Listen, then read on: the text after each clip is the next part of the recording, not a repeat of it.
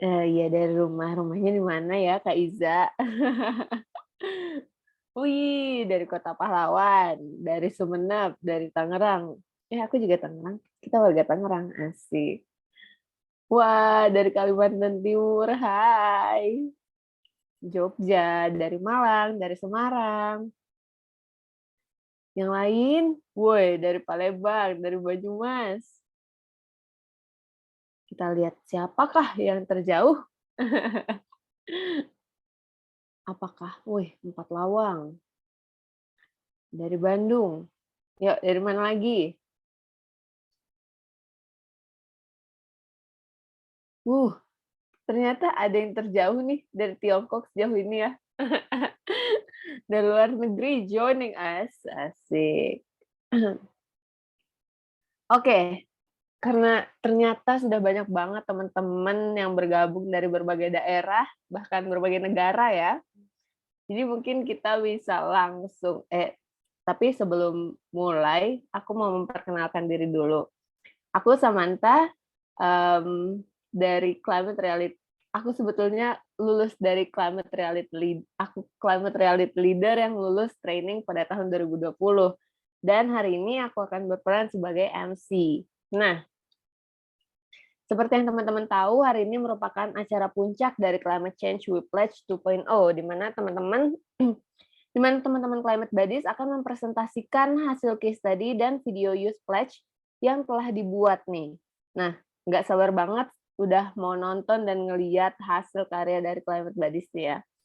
Nah, tapi sebelum kita lanjut, aku juga mau mengambil waktu untuk berterima kasih kepada teman-teman kolaborator yang keren dalam acara Climate Change We Pledge 2.0 ini, yaitu ada Diverling Universitas Indonesia, ada dari Aku Juga Terdampak, ada Pedestrian Jogja, ada Maritim Muda Nusantara daerah Jawa Timur, Indonesian Resources Development Institute atau IRDI, Last Way Shift, Adidaya Initiative, Eco Vacancy, Komunitas Sesarengan, dan Ruang Iklim.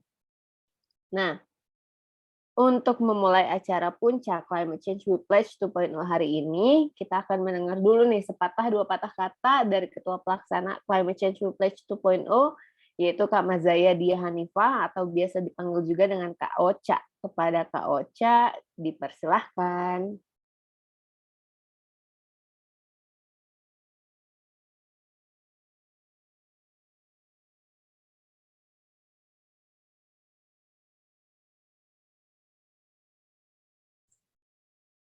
Oke, halo semuanya. Dengar nggak ya suaranya? Halo Kak, Masuk Kak, aman. Oke. Assalamualaikum warahmatullahi wabarakatuh. Halo semuanya, sekali lagi selamat pagi, siang, sore, malam. Salam 24 jam untuk kita semua. Semoga kita semua dalam keadaan sehat dan terus bersemangat juga ya. Perkenalkan, aku Mazaya Dia Hanifah, biasanya dipanggil Ocha, selaku Ketua Pelaksana acara CCWP 2.0 dan juga anggota Komisi Lingkungan Hidup PPI Dunia. Pertama-tama, aku mau mengucapkan terima kasih yang sebesar-besarnya kepada seluruh pihak yang tentunya sudah mendukung dan menyukseskan acara CCWP 2.0 ini, yang teman-teman pasti juga udah tahu merupakan kolaborasi antara TCRP atau The Climate Reality Project Indonesia dengan PPI Dunia. Acara CCWP 2.0 ini tentu tidak akan ada tanpa dukungan teman-teman kolaborator, teman-teman partner, peserta, dan juga tentunya teman-teman panitia yang semuanya tergabung dikarenakan keresahan kita yang sama, yaitu mengenai isu lingkungan dan perubahan iklim. Mengatasi perubahan iklim itu sendiri merupakan sebuah topik yang terus dibahas dalam skala global dan merupakan masalah utama bagi dunia, dan banyak sekali upaya yang sudah dilakukan dalam skala dunia untuk menyelamatkan kehidupan tentunya, dan untuk memastikan kelangsungan pembangunan jangka panjang yang berkelanjutan. Dan kita semua tentunya harus sadar dan juga harus tahu bahwa youth atau anak-anak muda, pemuda-pemudi terutama di Indonesia merupakan pemegang kunci dan juga pemegang peran penting dalam mitigasi dan adaptasi yang berkelanjutan dan terhadap perubahan iklim begitu. Setelah kita melewati beberapa rangkaian acara seperti pre-event di Instagram Live, terus rangkaian webinar yang tentunya sangat-sangat insightful dan bermanfaat dari narasumber-narasumber kita yang sangat ahli di bidangnya, serta juga sesi case study yang mengasah critical thinking and problem solving seluruh peserta. Kita akhirnya sampai di hari ketiga, yaitu hari terakhir, sekaligus closing ceremony dari CCWP 2.0. Jadi hari ini kita akan melihat, menonton bersama-sama video pledge dari teman-teman Climate Buddies, dan juga mendengarkan teman-teman peserta untuk mempresentasikan hasil dari case study-nya yang keren-keren banget pastinya. Aku sendiri sangat senang kita semua bisa berkumpul bersama ya di acara ini dengan orang-orang dan pihak-pihak yang memiliki satu visi dan satu misi, serta berjuang untuk mencapai goal yang sama, sehingga di sini kita bisa memahami persepsi satu sama lain, berbagi ilmu, dan berkolaborasi.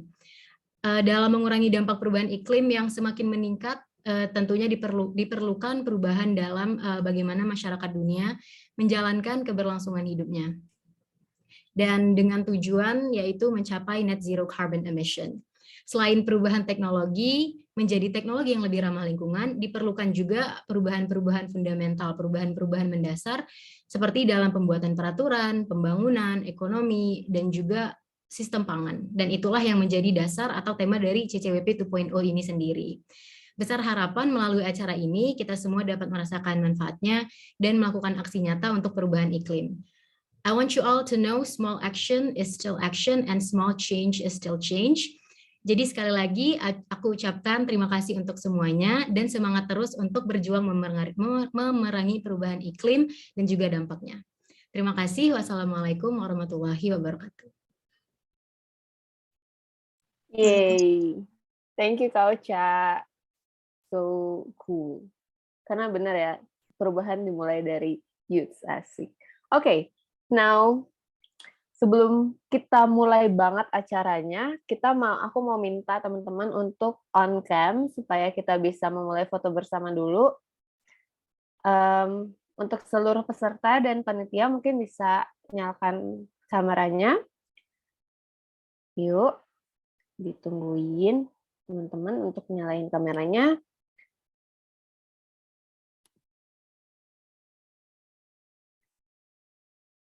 Nanti teman-teman panitia boleh minta tolong untuk screenshot dan bantu dokumentasiin ya.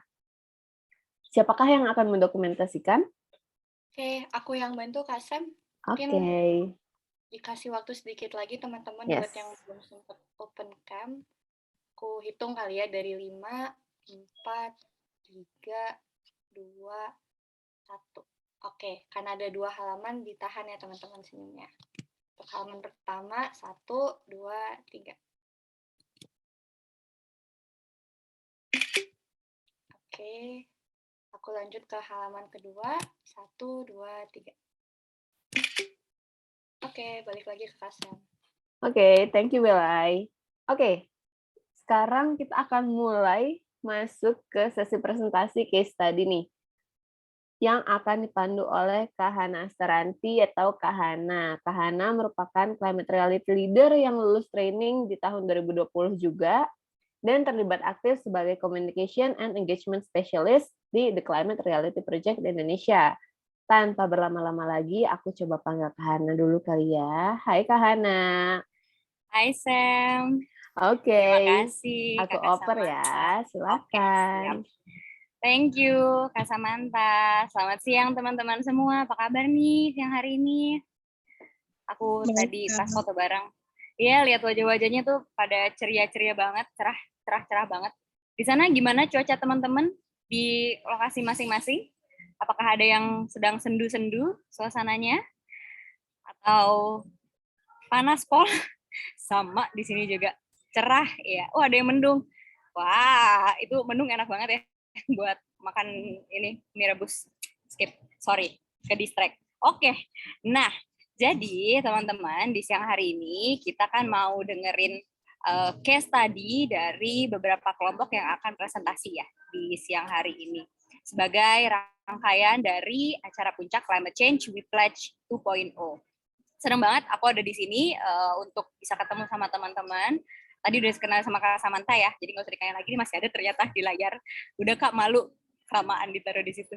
Jadi aku Hana, sekarang terlibat di Climate Reality Project Indonesia, bantu di bagian Communications and Engagement Specialist, tapi selain itu juga aku bantu di salah satu NGO sama bidangnya juga di bagian communications. Nah, di siang hari ini aku akan membantu untuk pandu kegiatan di presentasi case study-nya, dan ayo kita sama-sama terlibat aktif ya. Jadi kalau misalkan nanti teman-teman ada yang mau menanggapi atau kayak mau kasih semangat kelompoknya, teman-temannya gitu ya pas presentasi, silakan. Kita komunikasi bisa lewat chat. Nanti mungkin akan ada kesempatan untuk bisa terlibat langsung, ngomong langsung gitu ya, tapi nanti setelah presentasi dari case tadi dilakukan. Oke, jadi gimana teman-teman, udah ini belum semangat belum nih mau menampilkan apa yang akan ditayangkan? Menampilkan apa yang akan dipresentasikan. Ada yang deg-degan atau ada yang aduh nggak sabar nih pengen cepet-cepet selesai gitu, atau ada yang kayak aduh gue harus perfect banget supaya gue bisa menang gitu ya, karena kan nanti ada penjuriannya ya kakak-kakak ya, akan dipilih nanti siapa yang case study-nya itu paling bagus, paling menarik, yang idenya bisa diinterpretasikan dengan baik gitu ya. Oke, tanpa berlama-lama kita mulai aja ya, kita panggilkan kelompok pertama dulu nih yang presentasi. Kelompok pertama itu adalah kelompok climate policy. Nah, climate policy sudah ada yang standby. Siapa yang akan presentasi? Boleh raise hand. Kelompok climate policy, di manakah? Oh, oke. Kak Nurul ya. Kak Nurul Habaib yang nanti akan presentasi ya, Kak ya? Oke, Kak Jena udah bantu share screen. Kalau gitu, aku serahkan ke Kak Nurul untuk mempresentasikan dari kelompok 1. Silakan Kak Nurul. Good luck ya. Thank you Kak Ana, dan selamat pagi, siang, sore, malam dimanapun kakak-kakak dan teman-teman berada. Perkenalkan, nama aku Nurul Habaib Al-Mukarramah, bisa dipanggil Lulu, dan aku dalam hal ini mewakili teman-teman kelompok 1 Climate Policy untuk merepresentasikan hasil study case kami. Nah, jadi karena kita berhubung tema kelompok kita adalah tentang climate policy, jadi kita mengambil satu topik besar, yaitu tentang National Determined Contribution atau NDC. Jadi kita evaluasi NDC-nya pertaining yang dihubungkan dengan kasus polusi udara Jakarta di Indonesia. Nah, untuk latar belakangnya, sebenarnya kita berangkat dari dua hal ini tentang mengevaluasi NDC dan juga kasus polusi udara Jakarta karena dua masalah. Satu, kasus polusi udara memang membawa dampak buruk tidak hanya untuk lingkungan, greenhouse gas emission, tapi juga untuk kesehatan manusia dan keberlangsungan hidup manusia yang tinggal di dalamnya, sehingga dibutuhkan komitmen yang kuat dalam NDC yang harus diimplementasikan untuk menangani masalah polusi udara. Sementara kalau kita lihat, kita perkecil skopnya di Jakarta misalnya, Jakarta menjadi kota besar di dunia yang memiliki kualitas udara terburuk ke-49 dengan Air Quality Index atau AQI sebesar 77. Nah, permasalahannya adalah masalah polusi udara di Jakarta ini menjadi isu utama pencemaran lingkungan dan juga kenaikan emisi gas rumah kaca. Hingga kasus ini kemarin dibawa ke pengadilan pada September 2021 dan ditemukan bahwa kami melihat bahwa masalah polusi udara ternyata disebabkan oleh jumlah kendaraan bermotor yang terlalu banyak dan pembangkit listrik tenaga uap atau PLTU batubara yang berada di wilayah Banten dan Jawa Barat menyebabkan polusi lintas batas. Kedua penyebab ini kami tahu kedua penyebab ini dari hasil riset kami di beberapa sources. Kemudian kita sudah mengidentifikasi bahwa ada dua masalah. Oleh karena itu, setelah kita mengecek kembali NDC Indonesia, memang kita melihat bahwa hipotesis kami adalah NDC Indonesia memang sudah menetapkan goal untuk seperti pembangunan rendah karbon, tapi hanya terfokus kepada beberapa sektor tertentu seperti forest and other land use atau penggunaan lahan dan hutan, pertanian, kehutanan. Tapi bagaimana kalau misalnya transisi ke penggunaan transportasi publik yang ramah lingkungan dan affordable, terutama mengingat bahwa Glasgow Climate Pact sangat-sangat mendorong transfer teknologi dan juga transition untuk green initiatives.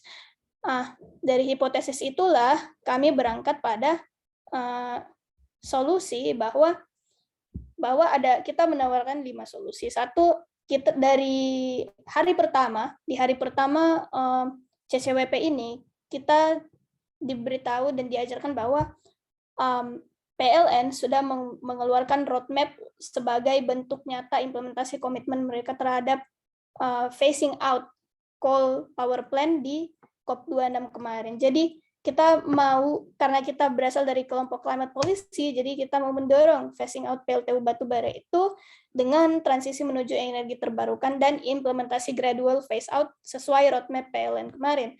2, kita mau melakukan kajian ulang terhadap poin-poin NDC dan memasukkan poin khusus tentang teknologi transportasi sebagai salah satu upaya adaptasi perubahan iklim melalui teknologi untuk energi terbarukan. Jadi ketika kita menerapkan public transport, tidak hanya menerapkan public transport itu, tetapi kita juga mendorong ide transisi menuju transportasi publik yang ramah lingkungan dengan menggunakan bahan bakar tidak berasal dari batu bara. Dengan apalagi dengan adanya Glasgow Climate Pact, sudah ada transfer technology, dan juga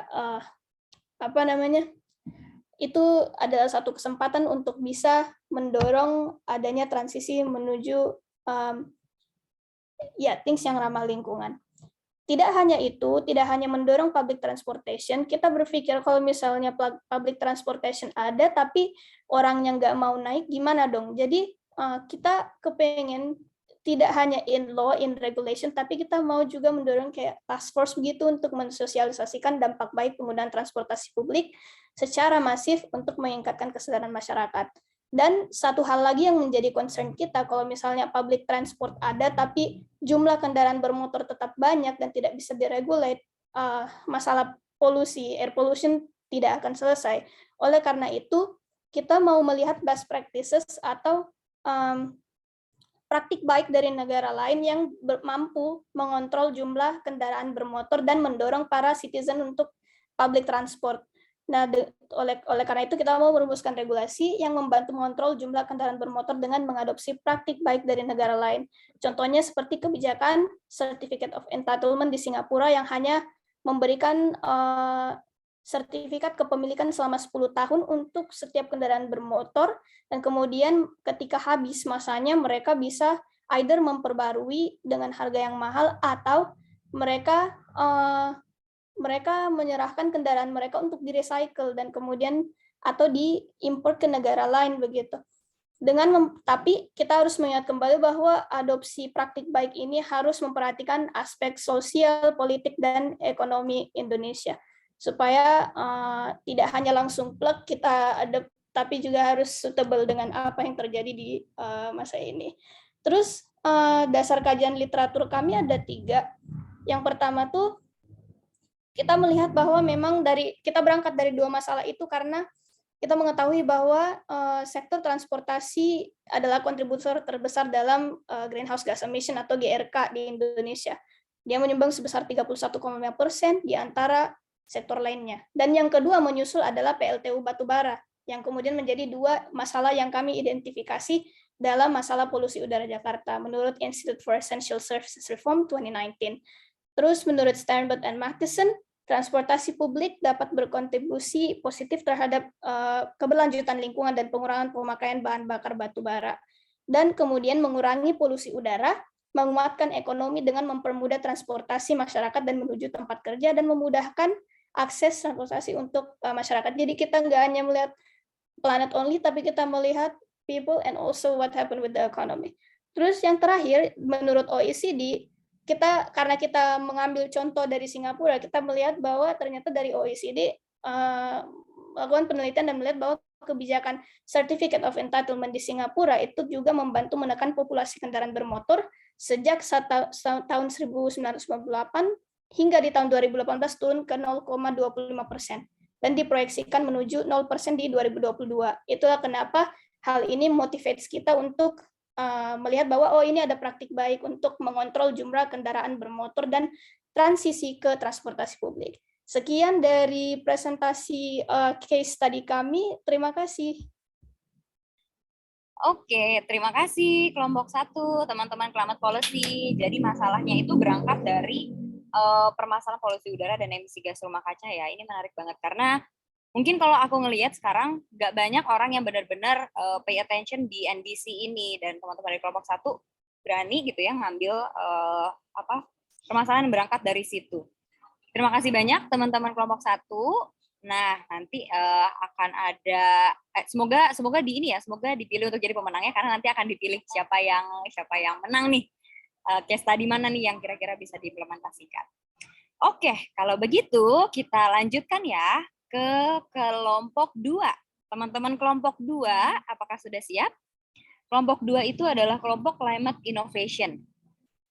Nah, teman-teman kelompok Climate Innovation boleh raise hand siapa yang akan presentasi, yang mewakilkan teman-temannya. Kak Sinta ya, Kak Sinta nanti akan presentasi ya dari teman-teman kelompok 2.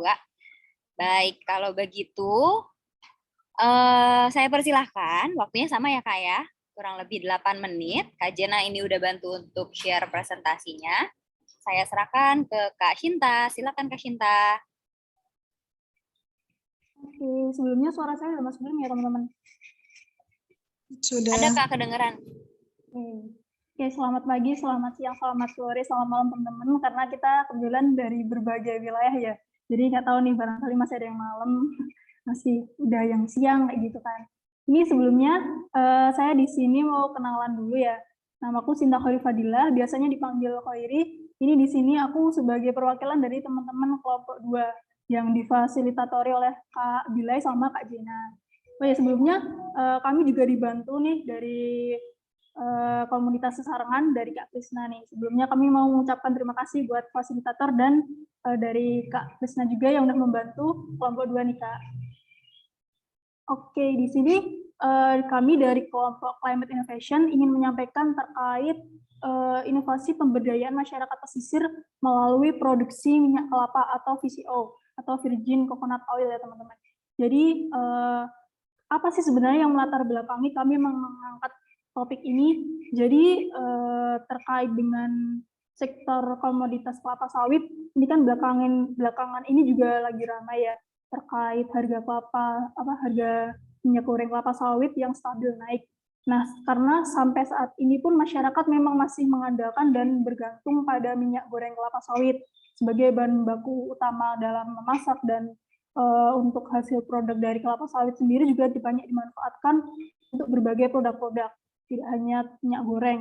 Dan ini mungkin masih menimbulkan ketergantungan dan akhirnya terkait dengan kondisi harga bahan baku di tengah pandemi ini menimbulkan harga yang tinggi gitu.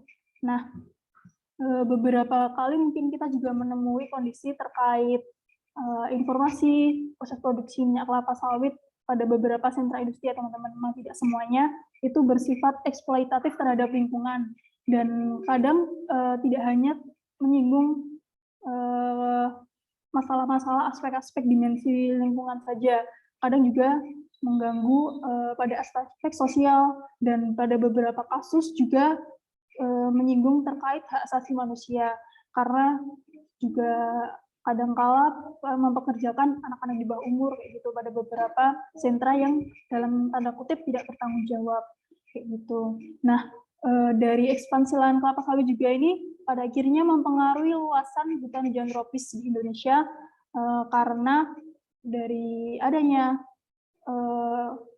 kebutuhan atau demand dari masyarakat yang begitu tinggi terhadap produk-produk olahan dari kelapa sawit ini, pada akhirnya harus ada deforestasi dan degradasi hutan di Indonesia. Nah, dengan berbagai latar belakang tersebut, kita mencoba meninjau terkait potensi-potensi yang mungkin bisa dikembangkan. Nah, potensi tersebut kita tinjau dengan kondisi masyarakat Indonesia yang memang memiliki wilayah pesisir yang luas seperti itu. Nah, dari situ ada potensi untuk pengembangan tanaman kelapa. Nah, tanaman kelapa sendiri kita mungkin selama ini mengenal bahwa tanaman kelapa itu tanaman yang sangat-sangat berguna dari berbagai bagiannya. Mulai dari buahnya sendiri itu tentu saja bisa dimanfaatkan, terus habis itu dari daunnya, dari pohonnya. Nah, ini termasuk salah satu produk yang dapat dihasilkan dari kelapa adalah minyak kelapa atau virgin coconut oil itu tadi. Nah, kami berusaha mengangkat topik terkait pemberdayaan masyarakat pesisir melalui proses produksi minyak VCO ini, dengan harapan semoga ini bisa setidaknya mengurangi ketergantungan terhadap minyak kelapa sawit yang pada akhirnya malah menimbulkan permasalahan-permasalahan pada dimensi yang lain, seperti itu. Terkait dengan potensinya, itu nanti juga bisa dikembangkan dengan adanya potensi sinar matahari dan ditunjang oleh sumber daya angin yang potensial di wilayah pesisir, sehingga nanti untuk pengembangannya itu bisa dengan energi baru terbarukan. Karena dari dari riset yang kami lakukan terkait pencarian informasi itu ada juga sudah ada terkait rumah produksi VCO itu dengan memanfaatkan sumber energi baru terbarukan, yaitu dengan proses penyulingan minyaknya itu memanfaatkan energi matahari, itu ada di daerah Aceh. Nah, jadi kami terkait pengembangan ini ingin memberikan solusi dengan memberikan penyuluhan kepada masyarakat terkait potensi dari pengembangan produk minyak kelapa ini, VCO ini. Dan dari situ juga ingin memberikan semacam pelatihan kepada masyarakat sendiri untuk membuat minyak VCO yang ramah lingkungan dengan memanfaatkan sumber energi yang baru terbarukan. Seperti itu. Dan itu nanti untuk pengembangannya, kami juga ingin menciptakan suatu bentuk semacam ekowisata. Jadi selain masyarakat diberdayakan melalui proses produksi kelapa, proses produksi minyak kelapa itu nanti bisa dikembangkan juga ekowisata, karena bisa menjadi bentuk edukasi kepada masyarakat di luar daerah tersebut. Jadi memberikan semacam insight, oh seperti ini loh proses produksi minyak kelapa yang ramah lingkungan, yang memanfaatkan energi baru terbarukan, gitu. Jadi selain itu nanti pastinya kita juga memfokuskan pada pengembangan PLTS-nya juga, pembangkit listrik tenaga surya dan pembangkit listrik tenaga angin. Dan yang tidak kalah penting dalam upaya untuk pemberdayaan masyarakat ini untuk proses produksi minyak kelapa, tentunya kita perlu membuat skema terkait pemasarannya, karena suatu produk tentunya dikatakan bisa bermanfaat itu jika sampai di tangan konsumen, dan itu memerlukan proses pemasaran. Jadi kita akan membuat skema pemasaran, ya salah satunya melalui ekowisata itu tadi, dan dengan melalui koperasi desa. Dengan melalui koperasi desa itu nanti kembali lagi bahwa istilahnya semua akan berasal dari masyarakat sendiri, oleh masyarakat, dan kembali lagi untuk masyarakat. Jadi memang sistemnya pemberdayaan masyarakat.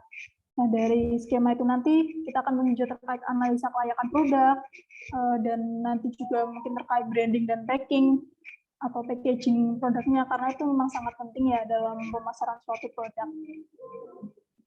Oh iya, mungkin terkait dengan kajian literatur kami, mungkin bisa digeser di bagian kanan slide-nya itu kami ingin menyampaikan terkait perbandingan emisi karbon yang dihasilkan dalam produksi 1 kg minyak kelapa sawit dan 1 kg minyak kelapa atau VCO ya.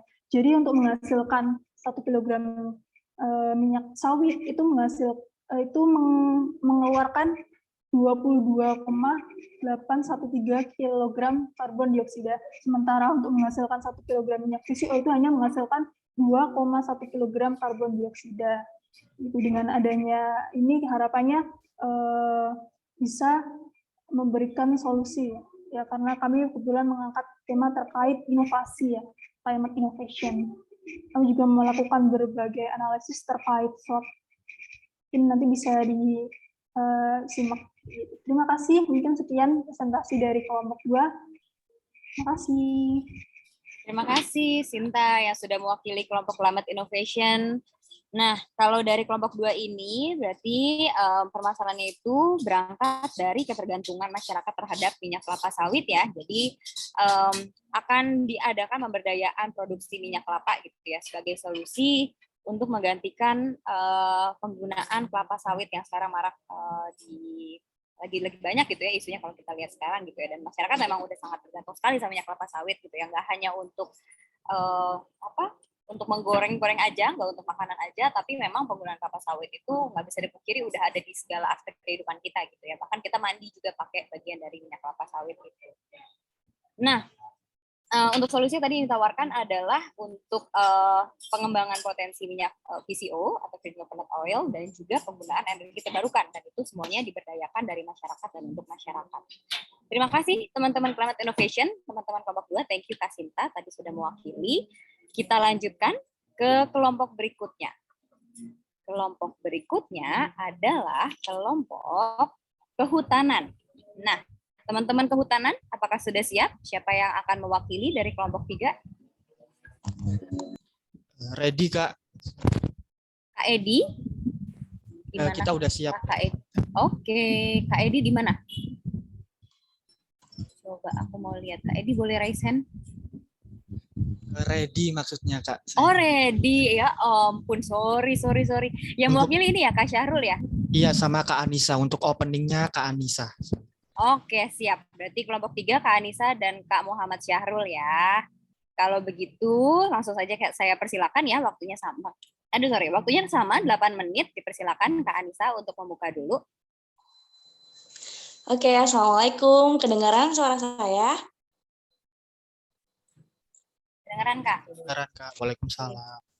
Ya, halo semuanya, teman-teman. Selamat siang. Kalau di saya siang, mungkin di tempat lain mungkin bisa pagi, siang, ataupun sore, ataupun malam ya.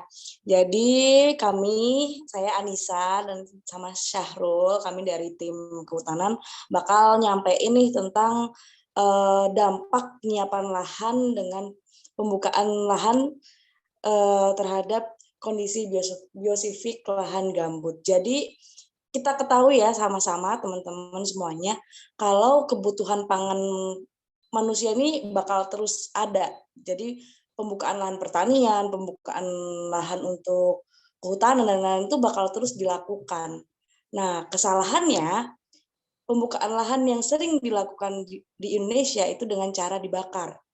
Pada tahun 2019 saja 1,6 juta lahan itu terbakar, di mana 500.000-nya adalah lahan gambut. Padahal lahan gambut tuh banyak banget, luas banget di Indonesia, sekitar 66,18 juta hektar. Jadi banyak dari tahun di 2019 hingga saat ini pembakaran lahan tuh bakal terus terjadi.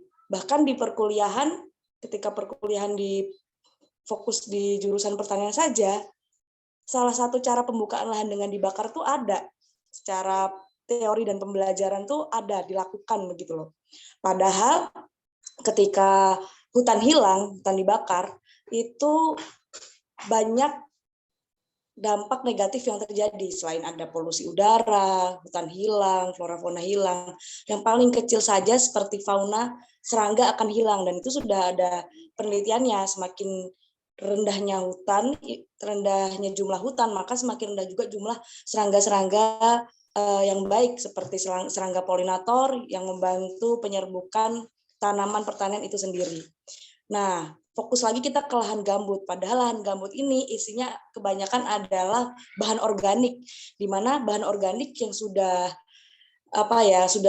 lama hilang itu masih ada di lapisan tanah paling atas, sehingga ketika lahan gambut dibakar itu bukan malah membuat lahan itu bersih, tapi malah ngebuat lapisan bahan organik tadi itu akan terus terbakar di dalam tanah tadi, sehingga yang akan menyebabkan penurunan kesuburan tanah gambut itu sendiri gitu. Jadi karena isinya bahan organik yang seharusnya dia dapat terurai dan bisa menjadikan lahan itu makin subur, ketika dibakar dia malah ngebuat kondisi lahan makin buruk. Nah, selain itu juga dia bakal menghilangkan kemampuan tanah untuk menampung air. Karena memang awalnya lahan gambut itu masih tadi saya sebutkan sebagai bahan organik, di mana bahan organik itu belum terurai secara keseluruhan menjadi tanah, sehingga ketika dibakar dia malah bisa ngebuat kemampuan tanah tadi itu untuk menampung air itu berkurang. Kemudian karena kondisinya tadi lahan gambut adalah bahan organik di mana karbonnya di situ sangat tinggi, maka ketika dia dibakar tadi malah dia yang bisa menyimpan karbon tadi sekitar banyak, jadi dia menurun kayak gitu. Nah, selain itu juga dia dapat mempercepat laju penurunan permukaan tanah gambut ya. Tadi itu semakin lama dibakar, bukannya bahan organik itu berubah menjadi tanah, malah dia bakal berubah jadi abu. Jadi bakal kondisi tanahnya itu bakal menurun gitu. Nah, mungkin selanjutnya akan disampaikan sama teman kami, Syahrul. Untuk mengatasi persoalan di atas, solusinya adalah dengan pemerintah telah mengeluarkan larangan penggunaan api untuk membuka lahan melalui Undang-Undang Nomor 32 Tahun 2009 tentang perlindungan dan pengelolaan lingkungan hidup. Selain itu, ada menyiapkan lahan yang dilakukan secara manual dengan cara mencabut pohon yang ada, meratakan tanahnya, dan juga dilakukan pembajakan. Solusi yang ketiga, melakukan reboisasi atau penanaman kembali bibit-bibit tanaman pada area yang masih subur. Keempat, memberlakukan sistem tebang tanam, yaitu menggantikan pohon yang ditebang dengan bibit pohon baru. Solusi yang terakhir, memberlakukan sistem tebang pilih, yaitu hanya memilih pohon yang sudah memasuki usia tebang. Dari solusi yang diangkat, apakah setelah mencakup pemerintah, bisnis, dan juga masyarakat? Kepala Biro Humas KLHK mengatakan, perhutanan sosial merupakan perwujudan dari nawacita. Yang pertama, negara hadir melindungi segenap bangsa dan memberikan rasa aman pada seluruh negara Indonesia. Yang keenam, meningkatkan produktivitas rakyat dan daya saing di pasar internasional. Yang ketujuh, mewujudkan kemandirian ekonomi, menggerakkan sektor-sektor strategis ekonomi domestik. Tujuan dari perhutanan sosial ini adalah pemerataan ekonomi dan mengurangi ketimpangan melalui 3 pilar, yakni lahan, kesempatan usaha, juga sumber daya manusianya. Dan apakah ekonomi dan sosial juga akan mendapatkan manfaatnya? Kementerian Lingkungan Hidup dan Kehutanan Rabu 6 September 2017 membangun Indonesia dari pinggiran didefinisikan oleh KLHK salah satunya melalui program perhutanan sosial, sebuah program nasional yang bertujuan untuk melakukan pemerataan ekonomi dan mengurangi ketimpangan ekonomi seperti 3 pilar tadi, yaitu lahan, kesempatan usaha, dan juga sumber daya manusianya. Perhutanan sosial juga menjadi benda legal untuk masyarakat di sekitar kawasan hutan untuk mengelola kawasan hutan dengan seluas 12,7 hektar. Akses legal pengelolaan kawasan hutan ini dibuat dalam 5 skema pengelolaan, yaitu skema hutan desa atau HD, hutan negara yang hak pengelolaannya diberikan kepada lembaga desa untuk kesejahteraan desa hutan kemasyarakatan, atau HKM, yaitu hutan negara yang pemanfaatan utamanya ditujukan untuk memberdayakan masyarakat sekitar di setempat dengan hutan. Tanaman rakyat atau HTR PHPS adalah hutan tanaman pada hutan produksi yang dibangun oleh kelompok masyarakat untuk meningkatkan potensi dan kualitas hutan produksi dengan menerapkan silvikultur dalam rangka menjamin kelestarian sumber daya hutan. Hutan adat, di mana hutan ini adalah hutan yang berada di dalam wilayah masyarakat hutan adat. Skema terakhir adalah kemitraan kehutanan, di mana adanya kerjasama antara masyarakat setempat dengan pengelolaan hutan, pemegang izin usaha, pemanfaatan hutan, jasa hutan, izin pinjam pakai kawasan hutan, atau pemegang izin usaha industri primer hasil hutan. Terima kasih atas atensinya. Kami perwakilan dari kelompok 3 kehutanan.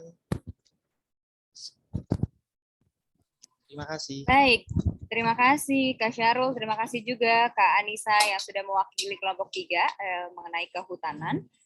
Nah, ini ada beberapa poin tadi yang disampaikan oleh Kak Anissa dan Kak Syahrul mengenai dampak penyiapan lahan dengan, agak kecil tulisannya, dengan pembakaran terhadap kondisi biofisik lahan gambut gitu ya. Ada beberapa solusi tadi yang sudah disampaikan juga, yaitu mengenai Solusinya larangan penggunaan api, lalu ada reboisasi di tanah yang subur, dan juga melakukan sistem tebang pilih. Masih ada beberapa banyak lagi tadi disampaikan, tapi itu saya sampaikan secara garis besarnya saja. Thank you kakak-kakak. Nah, nanti semoga kelompok-kelompok yang sudah menyampaikan case study-nya dapat dipertimbangkan oleh Dewan Juri gitu ya. Sebelum kita lanjutkan ke dua kelompok berikutnya, karena total kan ada 5 kelompok ya, ada 5 case study yang akan menyampaikan presentasinya. Sebelum kita lanjutkan, kita mau menyaksikan video Youth Pledge yang udah dibuat nih sama teman-teman semua. Totalnya ada 3 video ya kakak-kakak panitia ya. Jadi kita mau nonton dulu sebelum kita lanjutkan ke kelompok 4 dan kelompok 5. Silakan kakak organizer kalau mau pasang videonya, persilakan. Kami, putra dan putri Indonesia, berjanji untuk berinvestasi kepada masa depan bumi. Dengan menyediakan energi ramah lingkungan agar tetap lestari, memimpin upaya untuk memperjuangkan iklim, melindungi kelestarian yang masih ada hari ini, dan menjaga keberlanjutan alam demi generasi kami di masa depan dan generasi setelah kami.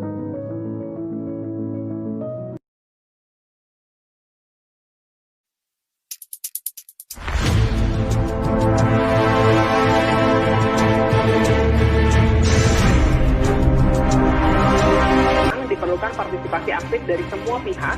Just could do something to change the world. You can be the change. You can be the change the world is looking for right now. Kami generasi muda bangsa Indonesia sebagai pejuang iklim berkomitmen dan berjanji menciptakan lingkungan yang sehat dan berkelanjutan, melakukan dan mendorong gaya hidup positif dalam diri sendiri dan masyarakat untuk membantu keberlangsungan bumi, berkolaborasi untuk menjaga dan meningkatkan kesadaran iklim demi lingkungan dan bumi yang aman dan lebih baik.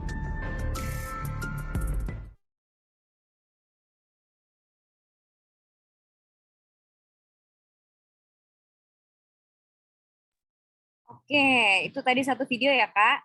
Selanjutnya akan di-play 2 sampai 3 yang lainnya.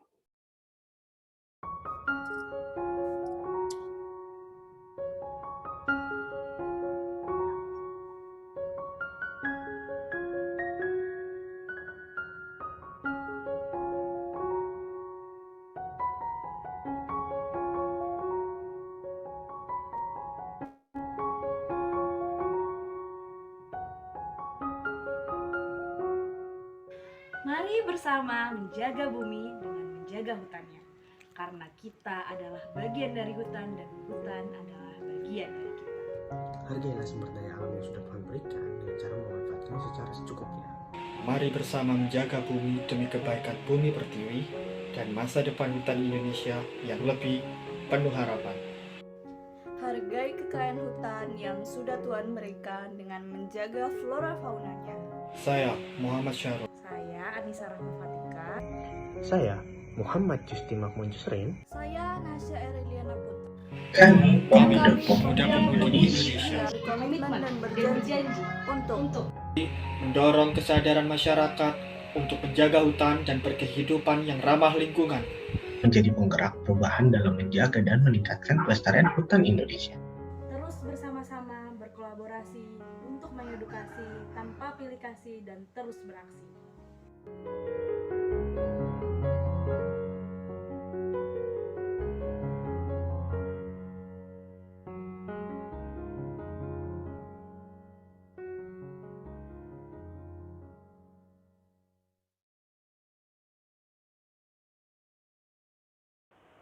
Kami, pemuda-pemudi Indonesia, siap berdedikasi dalam upaya mitigasi perubahan iklim.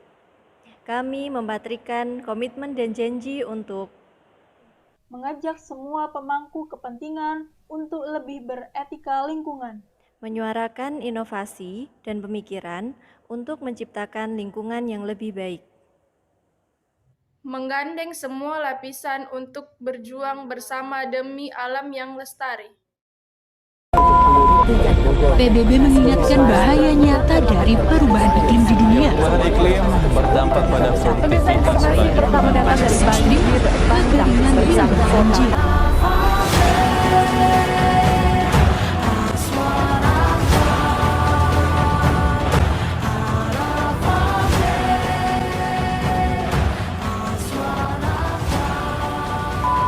Inginkah kita tinggal di bumi yang kian hari memanas? Dengan keindahan alam yang tergerus perubahan iklim, juga flora fauna yang dipaksa punah oleh ulah sesama ciptaannya. Pemuda hari ini adalah harapan masa depan. Sekarang sudah waktunya kita sadar untuk bersama berupaya menghentikan laju perubahan iklim. Tak bisa ditunda lagi. Pemuda masa kini adalah pemimpin masa depan. Yuk, bersama mengawal kebijakan-kebijakan pro-iklim.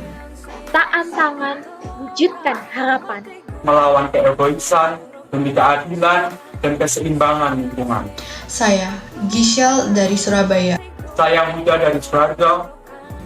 Saya Rahma Kusnia dari Jawa Timur. Saya Alia Fadila Puspitasari dari Sangatta Utara. Saya Rara dari Bali. Saya Ainun Fadgah Laili dari Bima. Saya Nurul Habaib Al-Mukaramah dari Kota Makassar. Asal kami boleh berbeda-beda, tapi komitmen kami tetap satu. Untuk peduli dan bergerak pada isu yang sama. Perubahan iklim.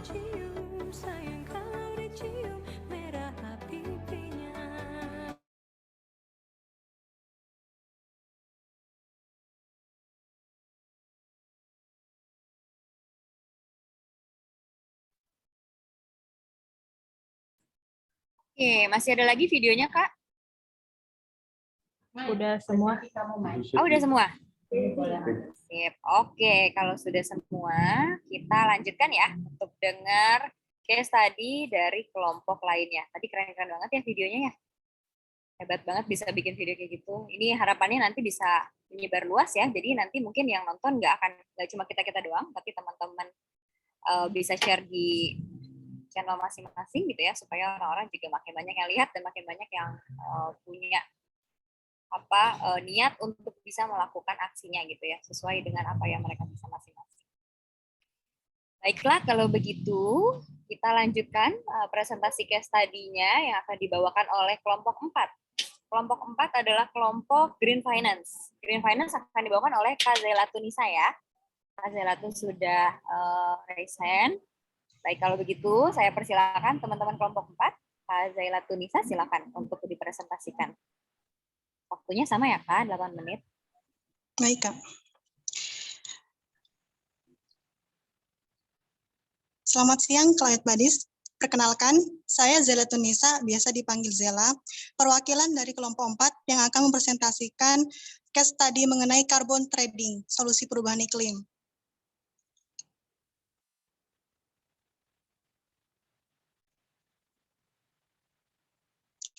Konferensi COP26 yang diadakan pada November 2021 mengangkat skema carbon trading sebagai solusi perubahan iklim yang tetap memberikan insentif ekonomi kepada produsen.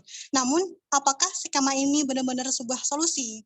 Nah, sebelum kita lanjut ke carbon trading, saya akan menjelaskan sedikit tentang pasar karbon.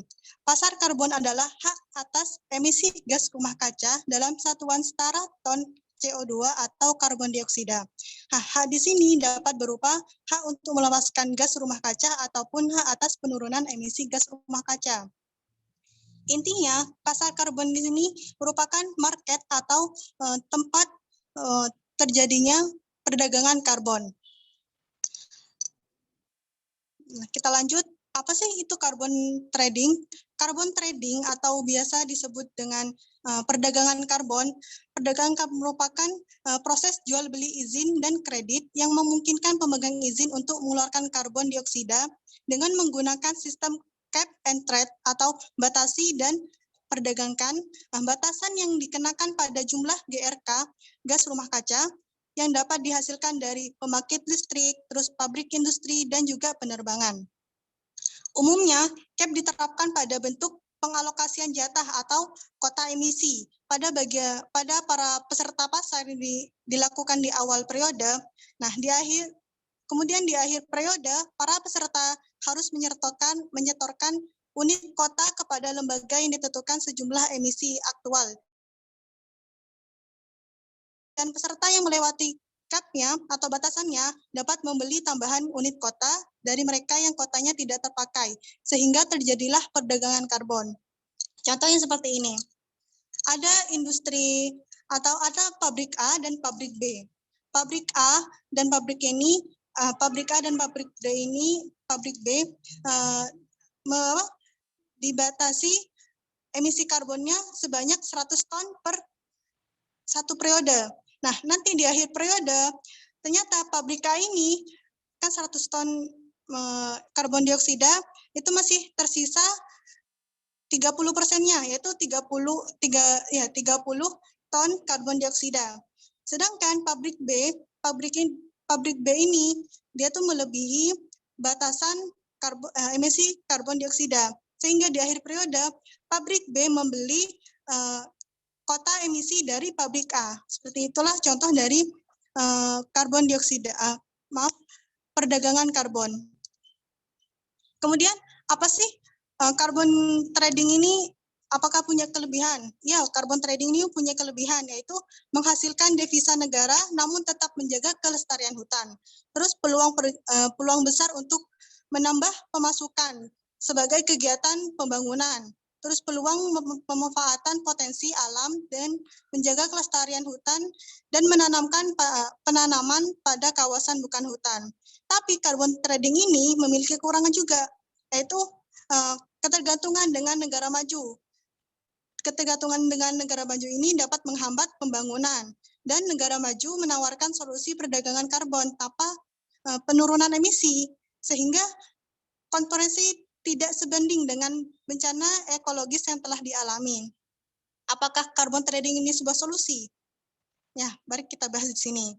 Negara-negara yang kesulitan membatasi emisinya sesuai target yang ditentukan dapat membeli kelonggaran atau dapat membeli kota emisi dari negara-negara yang telah berhasil memotong emisinya dari target yang sudah ditentukan. Namun, apakah peraturan itu mengikat secara ketat? Terdapat kemungkinan bahwa skema ini justru akan meningkatkan emisi global. Skema carbon trading kebanyakan sehingga banyak kecurangan yang dapat terjadi. Ada beberapa implementasi dari trading karbon, yaitu Joint Crediting Mechanism atau JCM, terus Bilateral Offset Credit Mechanism atau BOCM sebagai sebagai pasar karbon alternatif selain mekanisme pembangunan bersih atau CDM yang sudah lebih dulu dikembangkan sebagai bagian dari Protokol Kyoto. Protokol Kyoto apa sih? Protokol Kyoto merupakan salah satu contoh kebijakan yang mewajibkan pengurangan emisi gas rumah kaca, namun memperbolehkan penggunaan pasar karbon untuk memenuhinya. Nah, CJM ini dikembangkan serta diterapkan bersama oleh Jepang dan negara berkembang, yaitu Indonesia, melalui penerbangan teknologi maju untuk pertumbuhan rendah karbon. Nah, jadi kita sebagai pemuda, kita punya peran untuk tidak bergantung ke negara maju melalui carbon trading, sehingga solusi untuk carbon trading ini yaitu pemuda untuk mendukung penggunaan sumber energi alternatif dan terbarukan, kemudian melakukan kampanye dan penyuaraan mengenai krisis iklim, agar lebih banyak masyarakat Indonesia sadar mengenai dampak krisis iklim terhadap eksistensi peradaban. Saya ada sedikit contoh dari anak bangsa, yaitu aplikasi Gojek. Aplikasi Gojek ini menerapkan penyerapan karbon. Boleh saya share screen? Boleh, tapi waktunya 2 menit lagi ya, Kanisa. Kak Jena, mungkin Kanisa bisa share screen sebentar. Ada di sini kah? Ada di yang di-share sama Kak Jena ini? Enggak, Kak. Ada di screen? Oh, beda sendiri. Beda lagi. Iya. Oke. Nah, silakan Kak.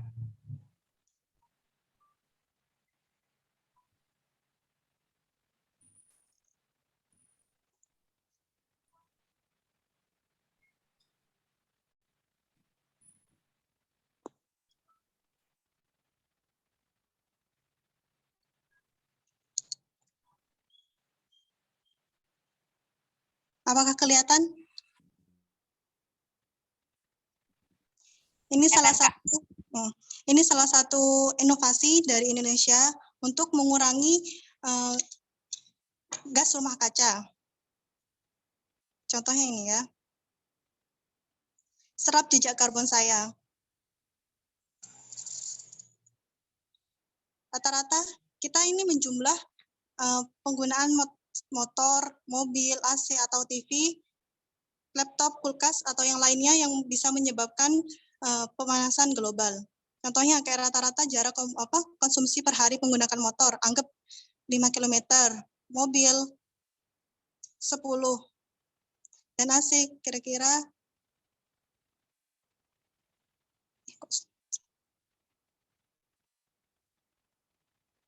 AC bisa 8 jam,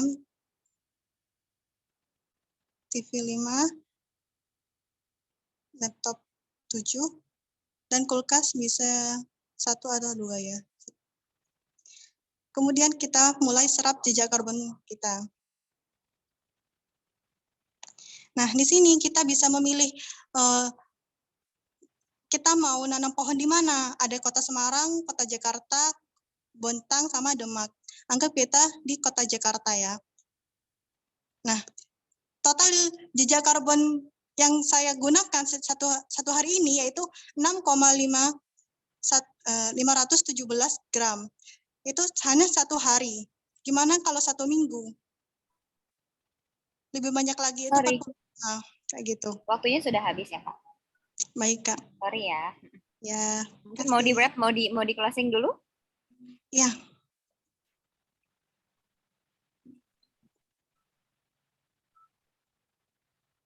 Ada kata-kata penutupnya atau cukup? Baik, sekian presentasi dari kelompok 4. Saya akhiri. Terima kasih. Terima kasih, Kak Nisa. Tadi baik ya, cukup baik ya. Udah ada contohnya juga yang bisa kita lihat gitu ya. Kalau misalkan teman-teman mau mencari gimana caranya nih supaya kita bisa melihat jejak karbon kita tuh seberapa banyak dalam sehari dan apa yang bisa kita lakukan untuk menggantikannya. Nah, dari kelompok 4 ini tadi menyampaikan mengenai carbon trading. Ini adalah isu yang sedang ramai diperbincangkan gitu ya, lagi banyak banget, lagi ramai di mana-mana. Ada beberapa kelebihan dan kekurangan ya tentunya ya, di setiap inisiasi, setiap ide yang ditampilkan itu pasti akan ada kelebihan dan kekurangan dari sistemnya gitu ya. Tapi again dari situ kita emang nggak bisa cari yang benar-benar paling bagusnya, kita hanya bisa melihat mana yang impact-nya atau dampaknya itu lebih less, yang lebih sedikit dibanding satu dan yang lainnya. Nah, dari carbon trading ini ada beberapa kelebihan yang bisa kita ambil gitu ya kalau misalnya itu bisa dijadikan solusi. Dan tadi solusi yang bisa dilakukan sebagai anak muda gitu ya, disampaikan bahwa kita bisa menggunakan alternatif energi baru yang terbarukan gitu, supaya ya, kita bisa seenggaknya mengurangi jejak karbon kita atas apa yang sudah kita keluarkan gitu ya. Jadi nanti kita bisa lebih bijak dalam memilih dalam memilih pilihan kita gitu dalam melakukan sehari-hari gitu ya, supaya jejak karbonnya tidak terlalu banyak. Baik, terima kasih kelompok 4 teman-teman dari Green Finance. Selanjutnya ini kelompok terakhir, the last but not least. Kelompok terakhir akan menyampaikan, kelompok terakhir itu adalah kelompok energi dan presentasinya akan disampaikan oleh Kak siapa? Boleh raise hand mungkin? Kak Muhammad Salman Al-Farisi dan Kak Kaniarta Mevia ya. Siapa yang duluan, Kak? Saya, Kak. Kak Salman? Iya. Oke, siap kalau gitu. Kelompok terakhir jangan jangan lebih rendah semangatnya, harus lebih semangat lagi sebagai penutupan podcast tadi di hari ini. Silakan, Kak. Oke, baik. Mungkin Kania bisa cek sound dulu ya. Bisa di on mic dulu. Kania bisa, oke, coba. Apakah sudah masuk? Oh ya, sudah. Oke, baik. Saya mulai. Terima kasih untuk para panitia CCWP 2.0 tahun 2022 ini. Baik, selamat pagi, selamat siang untuk Indonesia, kemudian dan selamat malam, pagi, baik untuk di negara manapun. Kemudian salam sejahtera bagi kita semua. Perkenalkan, saya Muhammad Salman Farisi dan rekan saya yaitu Kania akan mempresentasikan untuk infografis yang telah kami lakukan untuk topik seputar energi dengan case study yaitu kenaikan harga gas alam yang sedang terjadi saat ini. Jadi sebagai latar belakang untuk kasus yang kami angkat ini yaitu kita melihat bahwa untuk kebutuhan energi ini terus meningkat seiring dengan bertambahnya populasi dari manusia itu sendiri. Dan di Indonesia sendiri pada tahun 2000 hingga tahun 2014 konsumsi energi di Indonesia meningkat 68% dan diperkirakan akan terus meningkat menjadi 80% hingga di tahun 2030. Dan ini menandakan bahwa Indonesia memang dengan populasi yang cukup banyak penduduknya, bahwa kebutuhan energi ini menjadi kebutuhan yang sangat penting ya. Jadi memang kebutuhan energi ini dalam kehidupan sehari-hari seperti untuk kebutuhan memasak, untuk panas, kemudian juga selain itu ada kebutuhan listrik, dan terakhir juga kebutuhan untuk bahan bakar kayak gitu. Dan kemudian yang saat ini terjadi yang ramai diperbincangkan di beberapa negara yaitu terkait kenaikan energi gas, harga salah satu sumber energi yaitu gas alam. Dan ini sedang terjadi di beberapa negara Eropa dan juga kemudian Cina juga menyusul untuk kasus kenaikan harga gas alam ini. Dan ini memang disebabkan karena dampak dari perubahan iklim yang menyebabkan untuk cuaca dingin di beberapa negara tersebut jadi lebih ekstrim dari biasanya dan juga lebih lama, sehingga kebutuhan untuk gas alam ini sebagai penghangat ruangan yang mereka gunakan itu menjadi menipis karena banyak yang membutuhkan. Kemudian kita tahu bahwa gas alam ini memang jumlahnya terbatas ya. Jadi oleh karena itu dan ini terus memberikan dampak yaitu kepada harga dari gas alam ini sendiri, dan harga dari gas alam ini menjadi lebih tinggi daripada biasanya. Kemudian dari permasalahan ini peningkatan harga mendorong substitusi ke bahan bakar yang dari bahan bakar fosil yang jumlahnya memang terbatas menuju ke sumber energi terbarukan yang memang jumlahnya melimpah, terutama di Indonesia sendiri. Kemudian untuk permasalahannya, apakah Indonesia perlu untuk berfokus pada gas alam ini yang memang kita tahu bahwa Indonesia sebenarnya memiliki potensi untuk gas alam yang cukup tinggi, atau memang dari kenaikan harga ini Indonesia lebih berfokus pada pengembangan energi terbarukan. Kemudian untuk kajian literatur yang kami gunakan di sini untuk perdagangan gas alam yang saat ini terjadi yaitu meningkat sebesar 5% akibat cuaca ekstrim yang diambil dari International Energy Agency tahun 2021. Kemudian kajian literatur yang kami gunakan yang kedua yaitu memang perbandingan pembangkit listrik yang menggunakan EBT dan energi konvensional seperti gas dan batu bara. Kemudian selanjutnya yaitu memang besarnya untuk kebutuhan dari energi yang ada di Indonesia juga.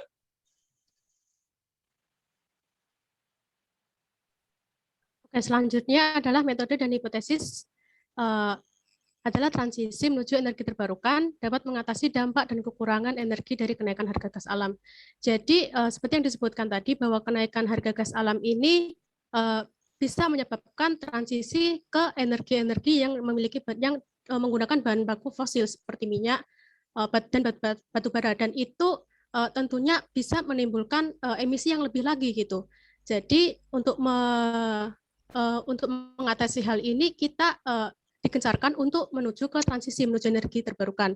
Lalu solusi yang kami usung adalah yang pertama, membuat pulau buatan sebagai pusat energi untuk mempermudah distribusi energi di Indonesia.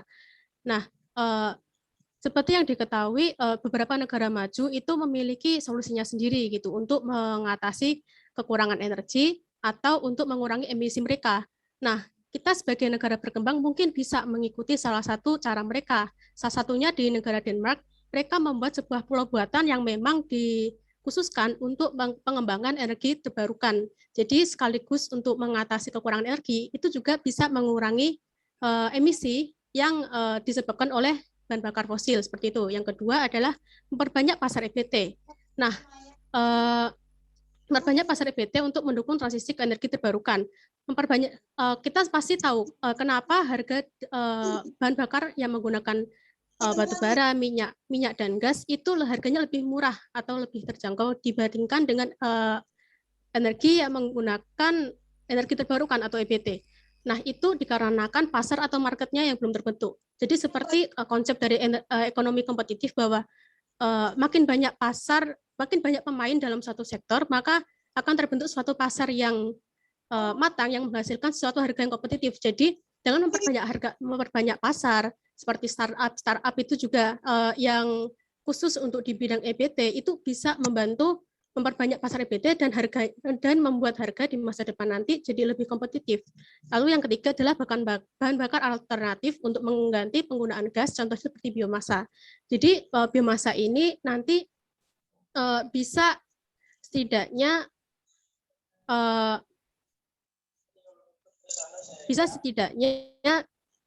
mengganti kekurangan dari energi itu tadi, kekurangan energi, dan bisa sebagai mengatasi emisi akibat dari bahan bakar yang menggunakan fosil seperti itu. Lalu yang keempat adalah melakukan transisi kecil yang dapat dilakukan oleh individu, seperti mematikan listrik yang tidak perlu. Jadi ketika siang hari kita matikan lampu atau mencabut charger HP atau laptop ketika sudah tidak perlu, itu salah satu contoh kita mengurangi emisi.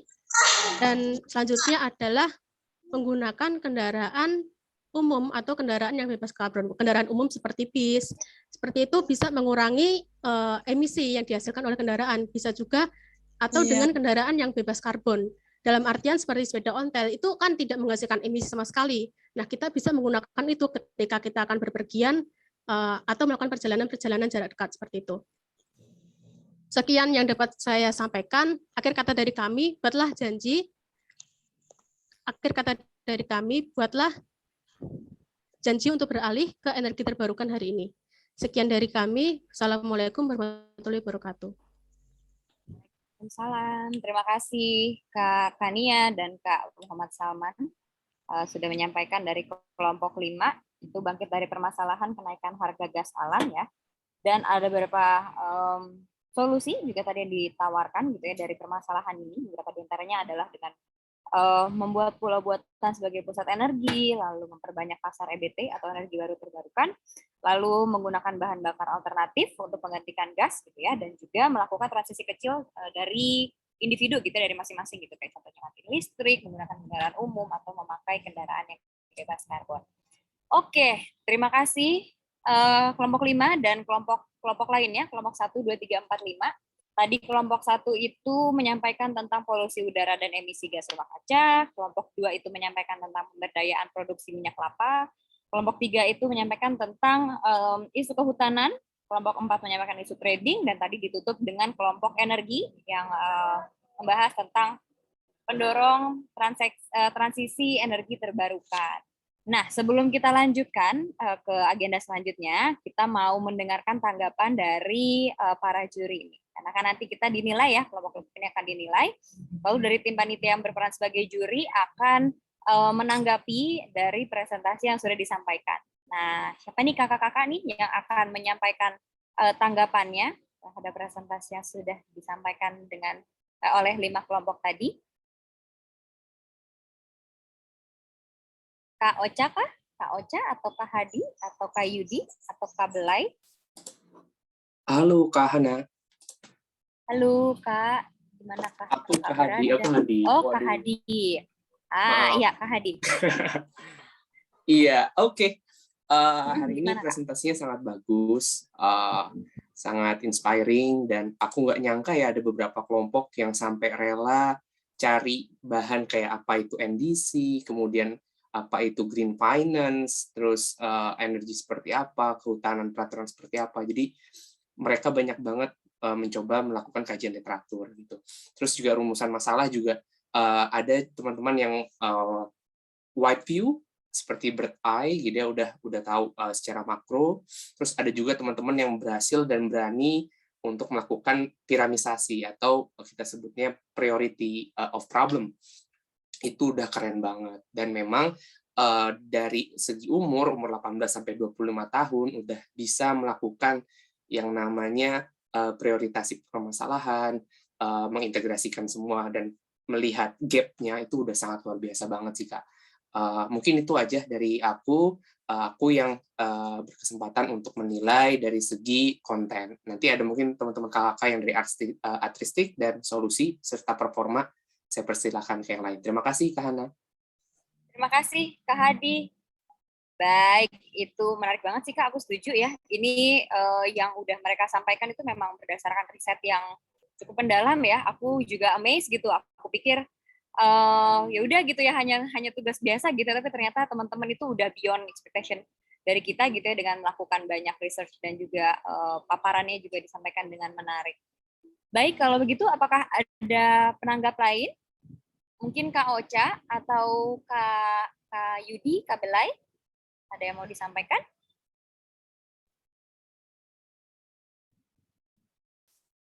Oke, kalau nggak ada kita lanjut ya Kak ya. Mungkin dari aku ada sedikit, Kak. Oh, boleh Kak Ocha, silakan Kak. Oke, halo semuanya, terutama teman-teman yang udah sampein hasil case study-nya dalam bentuk infografis ya. Jadi udah melakukan penelitian, terus harus mendesain infografis lagi. Itu udah keren banget juga dedikasi dari teman-teman dan juga antusiasmenya untuk melakukan case study. Mungkin di sini aku kedapatan bagian untuk memberikan penilaian dari segi analisis PPP atau Planet, Profit, dan juga People, dan juga penilaian di gagasan-gagasannya apakah kolaboratif dan juga kemudahan dari penerapan. Nah, yang aku lihat dari solusi teman-teman semua itu udah cukup inklusif gitu ya, ada mencakup dari pihak pemerintahan, ada mencakup dari pihak community juga, jadi nggak melulu kita meminta sesuatu kepada pemerintah, tapi juga memberikan solusi yang bisa kita lakukan sendiri sebagai individu, seperti itu. Terus solusi teman-teman juga sudah membahas bukan hanya dari segi planetnya, tapi juga membahas dari segi people-nya dan juga segi profitnya, yang mana sudah tadi aku sebutkan merupakan solusi-solusi yang sangat inklusif gitu. Untuk gagasan kolaboratifnya sendiri, karena inklusif tadi, aku melihat solusi teman-teman semua bukan hanya datang dari satu point of view aja, bukan hanya datang dari segi individual aja, bukan hanya datang dari segi community saja, tapi juga melihat kontribusi seperti apa atau perubahan seperti apa yang bisa dilakukan dari pihak-pihak eksternal lainnya gitu. Jadi menurut aku solusi yang teman-teman kasih itu keren-keren banget dan semoga bisa kita implementasikan ke depannya. Terima kasih semuanya. Terima kasih Kak Ocha atas tanggapannya. Ya, aku setuju banget sama yang disampaikan sama Kak Ocha. Nah, Kak Belai sudah nyalain kamera nih. Kak Belai, ada yang mau ditanggapi Kak? Ya boleh, thank you Kak Hana. Tadi sebenarnya aku udah setuju banget sama yang tadi Kak Hadi dan juga Kak Ocha sampaikan. Mungkin aku juga menyampaikan sedikit dari segi performanya.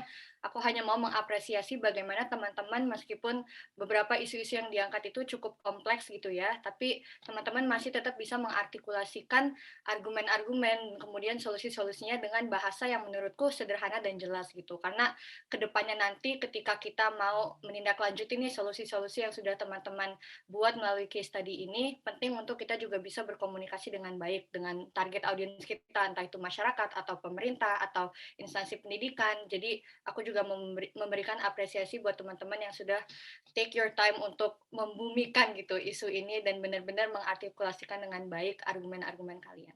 Mungkin itu aja dari aku, Kak Hana. Thank you, Kak Belay. Nah, ini ada satu lagi ya. Kak Yudi juga sudah bergabung nih di spotlight kita. Kak Yudi, ada yang mau ditambahkan? Kak Yudi, ada yang mau ditanggapi?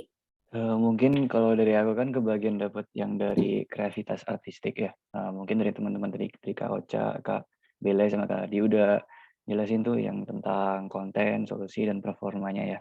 Nah, tadi kan aku udah lihat tuh dari teman-teman semua infografisnya pada keren-keren semua sih. Saya dari segi fontnya, color palette-nya, desainnya semua juga bagus-bagus. Kayak gue juga agak bingung nih mau pilihnya nilainya gimana ya, bagus semua soalnya. Ya, jadi aku juga pengen apresiasi ke teman-teman yang udah niat banget bikin infografisnya sampai segitunya banget. Terima kasih. Yes. Thank you, Kak Yudi. Setuju sih, ya emang visualnya juga bagus-bagus ya dan mudah dimengerti juga gitu ya. Mereka udah bisa mentranslate apa yang jadi permasalahan, solusi dan apa yang bisa mereka lakukan itu dalam satu page gitu ya. Kan rata-rata semua di dalam satu page yang sudah berisi visual dan pernyataannya gitu ya, dan itu sudah ditranslate dengan baik. Oke, terima kasih kakak-kakak penanggap, Kak Hadi, Kak Ocha, Kak Belay dan juga Kak Yudi.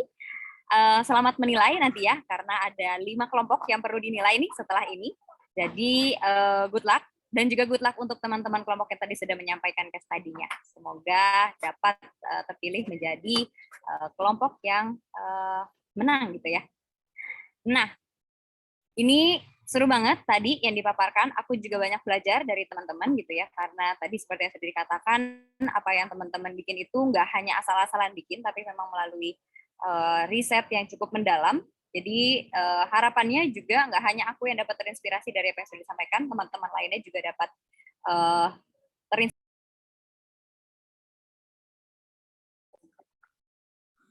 Halo. Halo. Halo. Yudi keren banget komennya sih, Yud. Ganteng banget Yudi, mana Yudi? Oh, kayak Yudi keren. Yudi, yuk. Gila, gue asal ngomong doang ya tadi. Tapi emang bagus-bagus sih. Gue salfok sama yang tuh loh, si minyak kelapa, kelapa sawit. Gila, keren banget. Bagus banget sih. Wah, itu bagus banget sih desainnya. Gue kayak, udahlah lu aja yang jadi juri, jangan gue. Keren banget sih itu, keren banget tuh. Ini sebenarnya kalau dari penilaian itu untuk case study sama video pledge tuh udah jelas kan pemenangnya? Sebenarnya udah sih, cuman mungkin aku yang gimana? Iya. Hai Kak Fardep. Soalnya Kak Iza di main room ya. Karena ya udah aku nemenin kalian aja. Oke, silakan Kak Ocha lanjut. Aku lagi lihat ini time-nya kita harus sampai jam berapa nih ini di room ini. Oke, lanjut Kak Ocha. Enggak, aku bingung paling kalau yang dianalisis case tadi mungkin aku agak paham kira-kira gimana nih kriteria penilaiannya gitu kan, yang untuk PPP, gagasan kolaboratif dan kemudahan penerapannya. Tapi yang untuk pledge aku sebenarnya bingung banget ngisi kolaborasi timnya itu loh. Soalnya kan aku kebayangnya kolaborasi tim itu dari proses pembuatannya ya, tapi kan aku nggak melihat proses pembuatannya mereka gitu. Jadi aku nilainya cuman dari apa yang ada di video aja, apakah seluruh pesertanya, seluruh anggotanya ikut, apakah ada scene di mana mereka menyatakan pledge-nya bersama-sama, paling gitu aja sih. Semoga nggak salah nilai gitu ya. Iya, itu dadakan sih. Kemarin aku baru tahu itu gimana ya ada penilaian video. Tapi terserah teman-teman, mungkin ada tanggapan lain, mungkin dari Belay, dari Yudi. Untuk video itu apakah representatif kah yang kita ini kan? Kalau dari aku sih iya ya, maksudnya udah nonton diulang-ulang juga antara 5 itu menurutku emang climate policy ini yang stand out. Jadi kalau aku ngelihat mereka yang menang menurutku cukup representatif dibandingkan sama yang lain. Oh, 14.30 kah? 4 menit lagi berarti. Itu kata Kak Fardep yang By the way, 14.35 kata Kak Iza, balik cukup nggak Kak? Katanya aku panggil balik. 14.35. Oke. Lanjut Bay. Berarti gimana? Yang plate sama yang case tadi udah berdasarkan poin itu aja? Yang pledge kayaknya gimana? Kalau aku memang tadi udah bilang ke Yudi juga galaunya itu antara kelompok 5 atau kelompok 1 gitu. Iya kan, aku juga 5 atau 1? 5 atau 1 sih kalau gue. Aku tuh kenapa Kak Yudi? Iya, itu 5 atau 1. Saya kan gue juga lebih ke teman-teman aja sih, kan gue cuma bagian desain doang ya. Nah, maksudnya gue ngelihat kayak ini kan bukan acara untuk desain. Nah, jadi kayak gue nggak mau gue nilainya terlalu gimana gitu. Padahal sebenarnya case-nya bagus, tapi gara-gara gue jadi nilainya kurang gitu. Aku juga ngasihnya tipis tuh 1 sama 5. Iya, tapi dari segi sih 1 sama 5 sih. Maksudnya kayak konten, desain sama niatnya juga lebih kelihatan di situ sih. Kalau aku penilaian yang ajakan pledge yang jadi plus untuk kelompok 1 tuh karena mereka nulisin caption narasi komitmennya. Jadi kayak ada jadi clear gitu kan, orang yang ngedengerin juga nggak nebak-nebak mereka ngomong apa gitu istilahnya. Benar.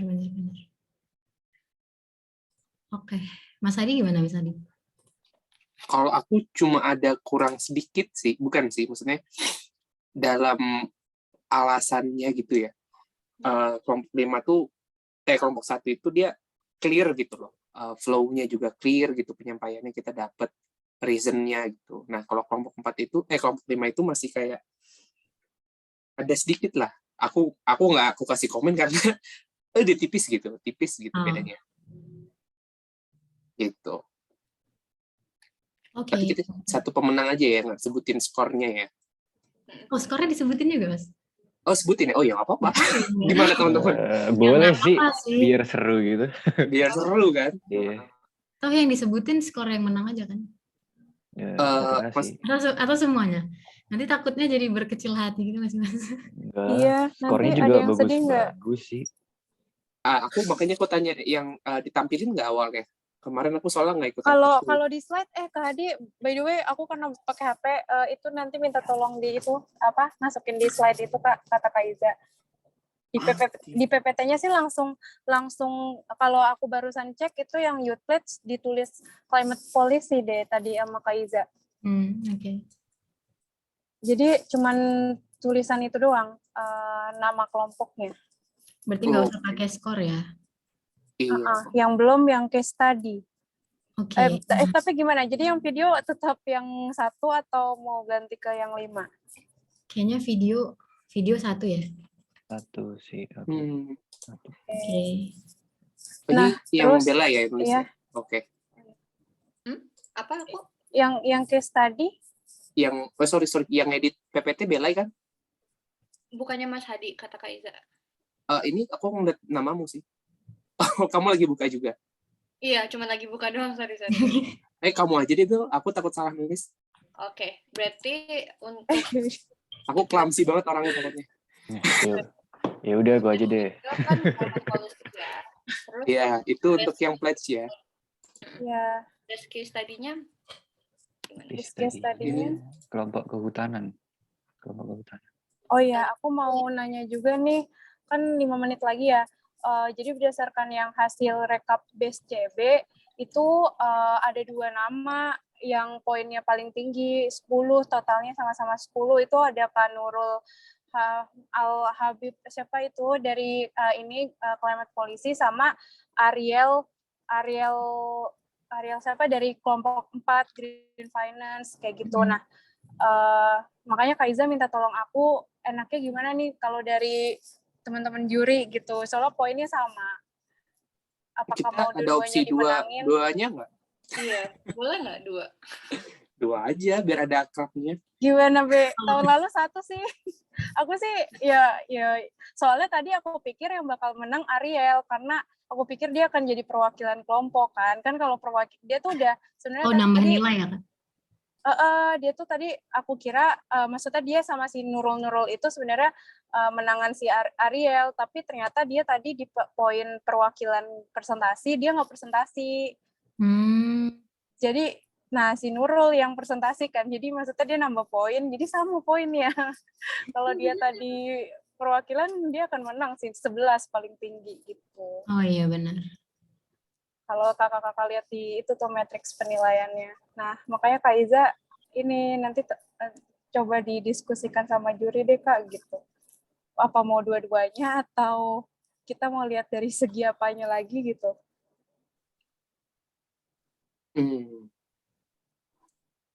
Ada gambaran belum? Tahun lalu sih 1, tapi emang tahun lalu soalnya ada best challenge kan. Jadi maksudnya masing-masing kayak challenge kehutanan 1, challenge ini 1 kayak gitu-gitu. Jadi makanya pemenangnya sebenarnya best CB-nya 1, cuman kayak dia ada sub-subnya lagi, misalnya kayak ada yang menang challenge jadi 4 totalnya. Nah kalau ini aku sih nggak apa-apa sih kalau mau 2, tapi menurut kakak-kakak gimana? Aku 2 oke sih. Aku juga nggak Maksudnya apa-apa. soalnya award yang pledge sama case tadi kan basisnya kelompok. Jadi kalau misalnya ada 2 orang yang basis individu menang juga kayaknya nggak apa-apa. Gimana Yudi mukanya kayak nggak setuju soalnya. Enggak. Kamu milih yang mana, Yud? Kamu mau pilih Ariel atau pilih Lulu? Iya, Ariel atau Lulu. Aduh, siapa ya? Kalau tadi mau ini mau misalnya mau iya sih masa kita objektif, tapi kalau tadi aku sempat kepikiran maksudnya kan Ariel dari kelompok 4 ya gitu, maksudnya apakah kita mau ya bukan gaya objektif, gimana ya ngomongnya, ya udah sih maksudnya apa mau yang Ariel dari kelompok 4 gitu. Gimana yang menyamaratakan iya gitu, bukan menyamaratakan juga ya, aku berusaha objektif sih, tapi aku makanya minta saran dari teman-teman juri gimana, mau 2 atau gimana? Boleh sih kalau 2, tapi kalau kita mau ke 1, pertimbangan aku kayaknya Ariel itu nggak presentasi, biar kasih kesempatan gitu buat teman-teman. Nah, iya, aku juga mikirnya itu. Karena climate policy kebetulan kelompok aku sendiri, aku tahu banget dari awal banget tuh memang Kak Lulu terus kan, Kak Fardep. Iya. Gitu sih sebenarnya. Iya, oke. Let's go. Dan kalau aduh udah 2 menit lagi nih. Dan satu lagi dari Darren kemarin bilang si Ariel itu sih sebenarnya yang kayak aktif banget gitu. Iya, jadi sama-sama aktif, tapi masalahnya si Ariel ini kemarin kayaknya yang aku aku bilang ke siapa? Ke Kak Iza, kayak maksudnya teman-temannya di grup 4-nya agak susah kayak gitu. Jadi dia yang aktif. Nah, kalau Lulu mungkin dia memberikan kesempatan ke teman-temannya gitu. Itu mungkin 1. Nah, kalau Lulu emang dia aktif sih. Ya sama-sama aktif. Dan kebetulan teman-temannya juga dorong dia untuk maju gitu. Jadi kayak gitu. Ya udah, aku dua-duanya berarti. Kelompok 4 tuh berarti punyanya si fasilitatornya Kak Nabila ya? Iya, Kak Nabila sama Kak Darren, iya Kak. Sih. Katanya memang pada aku berharap semua ini sih. Ketika climate buddies ini ditunjuk, mereka memiliki jiwa untuk melanjutkannya gitu loh. Mereka bisa beresonansi. Aku bertanggung jawab gitu. Ya dengan gelar lagi maksudnya. Iya. Ya, dengan kata best. Amanah dan beresonansi lah. Resonansi sih kalau bahasaku. Benar-benar. Iya. Jadi gimana Kak Hadi? Ini aja sih sampai ini aja. Nurul bagus, tapi kalau aku bilang kita juga butuh orang yang from ground gitu loh. Ground yang mungkin bisa mempengaruhi yang lain gitu. Benar. Harus disampaikan. Tapi gimana teman-teman? Aku gitu sih teman-teman. Aku juga, gimana teman-teman juri? Mau dibikin 2 gitu ya. Mau dibikin 2. Tapi sebenarnya kasihan yang kalau misalnya 4 itu kerja sendirian tapi yang lain nggak tapi dia Iya. Kayak kasihan nggak sih kayak nggak diberi award gitu. Kalau masalah. Biar dia semangat gitu loh, takutnya ntar dia misalnya kalau ada apa-apa kayak, ini pasti gara kelompok gua nih dah, males udah gitu. Iya, that's true. Gimana? Belai belum ngomong nih. Kasihan gitu, tapi ya udah. Aduh, masalahnya aku juga nggak megang kelompok 1, nggak megang kelompok 4, jadi aku nggak tahu dari Ariel sama ini sebenarnya gimana di masing-masing kelompok. Aku ngikut deh. Voting Aku aja. karena join join di semua kelompok kan, dan aku melihat ya maksudnya selain Darren juga bilang ke aku kayak gitu, dan aku juga masalahnya aku objektif sama kelompokku sendiri ya, emang dia aktif sih menurutku kalau lu ini. Nah kalau Ariel nih karena posisinya teman-temannya kayak nggak aktif, nah makanya dia mungkin poinnya yang perwakilan dia nggak maju karena dia memberikan kesempatan ke itu gitu. BTW kayaknya kita harus balik deh. Iya, 14.35 gimana nih? Last or not least deh, ini deh. Boleh nggak kalau boleh aku malah kepikiran di keduanya nggak apa-apa, tapi nama pertamanya Ariel. Ya udah nggak apa-apa. Gimana teman-teman? Deal ya. Boleh. Ya. Boleh. Deal ya. Oke. Deal, salam. Oke, deal ya. Salam naon gimana? Belai boleh ya. Yaudah, Sin. sikat Makasih, dah. Be. Yo. Belai ya. Thank you Belai. Thank you semuanya. Thank you, Be. Thank you. See you. Baliknya gimana nih baliknya? Baliknya Dibalikin kan nanti. Leave breakout room. Oh, Oke. leave. Oh, Jangan leave oke. meeting. Siap, Iya siap. benar. Karena ini sebetulnya udah ada yang open cam, mungkin aku boleh minta Salman untuk sharing gimana pengalamannya selama Climate Change We Pledge 2.0 ini. Boleh dong sharing-sharing. Hai. Hai Kak, Gimana pengalamannya? suaranya masuk Kak? Jelas? Masuk. Oke. Pengalamannya menarik dan seru ya, memang walaupun ada beberapa peserta di kelompok saya agak ada yang akhirnya keluar gitu karena ada agenda lain yang mungkin lebih mendesak kayak gitu sih. Jadi ya ada yang kayak gitu-gitulah, drama-drama gitulah Kak. Aduh, drama-drama, tapi kayaknya drama-drama itu yang malah bikin seru, deg-degan gitu ya. Ya betul Kak, betul. Tapi tadi hasilnya juga keren. Berarti selain drama-drama itu gimana kerja sama teman-teman kelompok yang lain? Apakah seru? Apakah kayak ternyata kamu belajar hal baru lagi dari teman-teman, kayak gimana? Iya betul Kak. Kemarin juga sempat kenalan dan memang untuk exposure dari acara ini cukup luas. Kayak tadi kan di video-video kan ada yang sampai Bali, kemudian dari hampir seluruh inilah bisa mewakili Indonesia sendiri kayak gitu. Dan ya memang menambah insight juga karena tentunya acara ini kayak membuka kesempatan untuk seluruh untuk umum gitu. Jadi dengan latar belakang yang berbeda, jadi kita bisa untuk di climate buddies tersebut memang memfasilitasi untuk kita untuk sebuah masalah yang diberikan oleh panitia berdasarkan latar belakang kita gitu. Misal kalau dari saya sendiri itu dari jurusan teknik kimia. Nah itu seperti apa untuk terkait misal case yang diberikan kayak gitu. Gitu sih Kak. Oke. Thank you Salman. Wah, seru banget. Oke. Mungkin teman-teman sekelompok Salman boleh ramein dengan reaction. Yeay. Atau yang climate buddies lainnya juga boleh sih ngeramein juga ya. Thank you Salman. Oke. Kayaknya aku lihat-lihat Dewan Juri udah kembali ke main room. Dan apakah teman-teman climate buddies penasaran siapa yang menjadi pemenangnya? Oke. Karena Dewan Juri udah di sini, mungkin aku bisa langsung oper untuk pengumumannya ke Ketua Pelaksana Climate Change We Pledge 2.0, yaitu Kak Ocha. Kepada Kak Ocha, dipersilahkan. Terima kasih Kak Samantha, Kak Sem. Balik lagi sama aku ya teman-teman semua. Jadi setelah tadi kita presentasi hasil case study, sekarang kita sampai ke momen yang mungkin semua orang tunggu-tunggu, yaitu untuk awarding dari Climate Change We Pledge 2.0. Jadi untuk awarding ini sendiri kita akan ada beberapa kategori. Dan teman-teman jangan nervous juga, jangan deg-degan, karena kita semua udah menyampaikan hasil-hasil yang terbaik juga dari segi case study-nya dan dari segi presentasinya juga, semuanya udah keren banget. Tapi pasti ada best of the best, bukan berarti kalian not the best juga, tapi kita cari yang memang paling inklusif dan paling bisa diimplementasikan juga. Jangan berkecil hati, because we're all champions. Mungkin bisa lanjut ke kategori yang pertama ya. Yang pertama, karena kalian udah makin penasaran, aku langsung umumin aja. Untuk pengumuman Best Case Study Solution, the award goes to, drum roll dulu, kelompok kehutanan. Selamat kelompok kehutanan. Thank you Kak. Selamat ya kelompok kehutanan. Tadi dari solusinya benar-benar inklusif banget, dari kajian literaturnya juga bagus banget.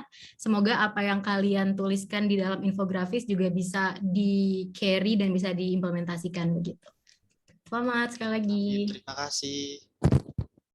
Oke, kalau gitu kita lanjut ya nih ke kategori selanjutnya, yaitu ada apa?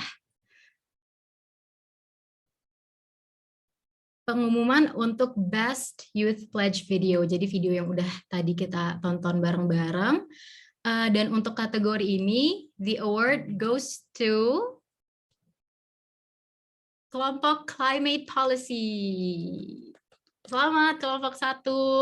Tadi kita udah nonton bareng-bareng semua video dari video pledge-nya.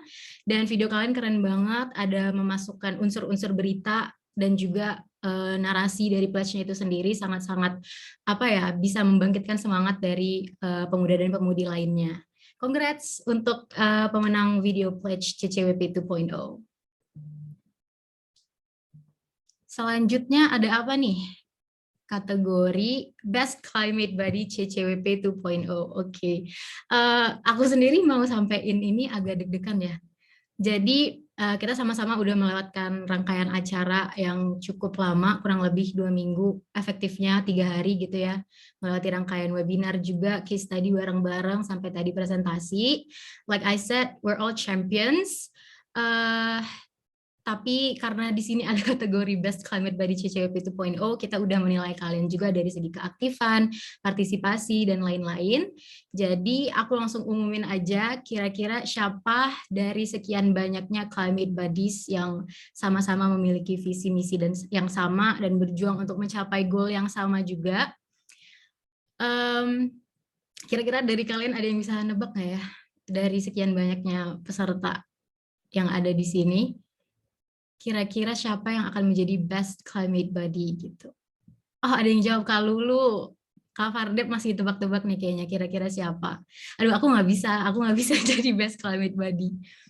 Oke, kalau gitu tanpa berlama-lama lagi, selamat kepada Ariel Ludmila dan juga Nurul Habaib Al-Mukarramah sebagai Best Climate Buddies CCWP 2.0. Teman-teman boleh kasih reaction-nya juga ya di chat box. Ini teman-teman kita yang berhasil mendapatkan title of being the best climate buddies di 2022.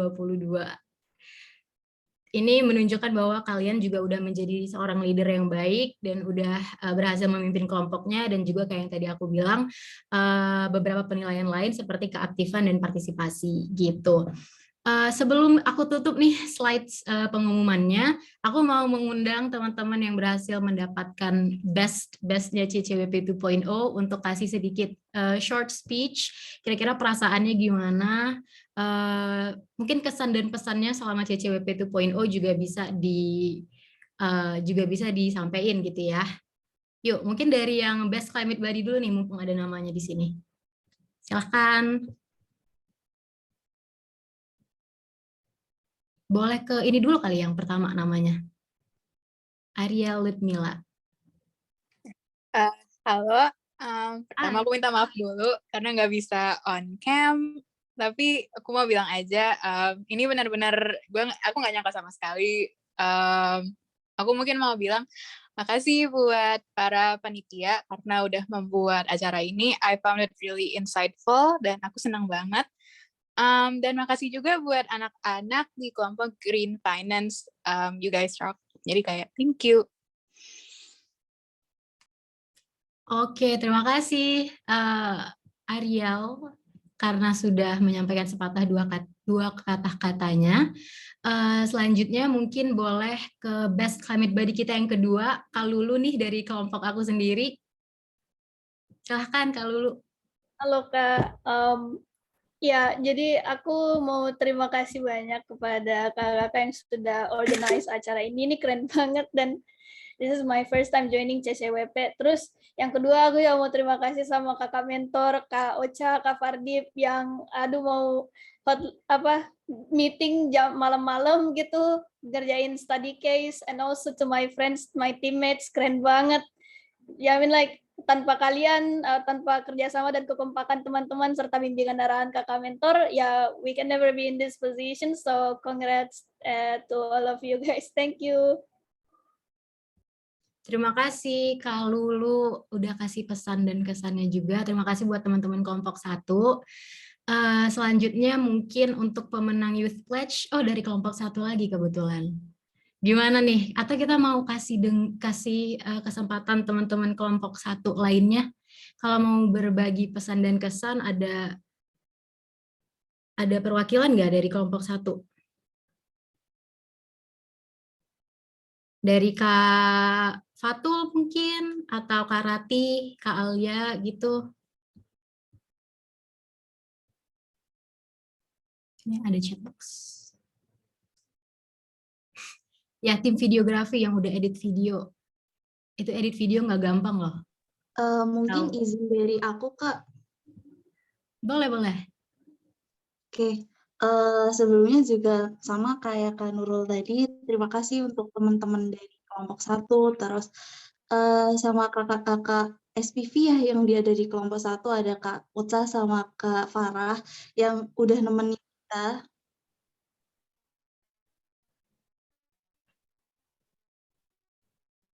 Dan ya, semoga ini menjadi pemenang di video ya, itu pesan yang kita sampaikan tentang kita ingin raise awareness orang-orang melalui video ini itu tercapai. Gitu sih.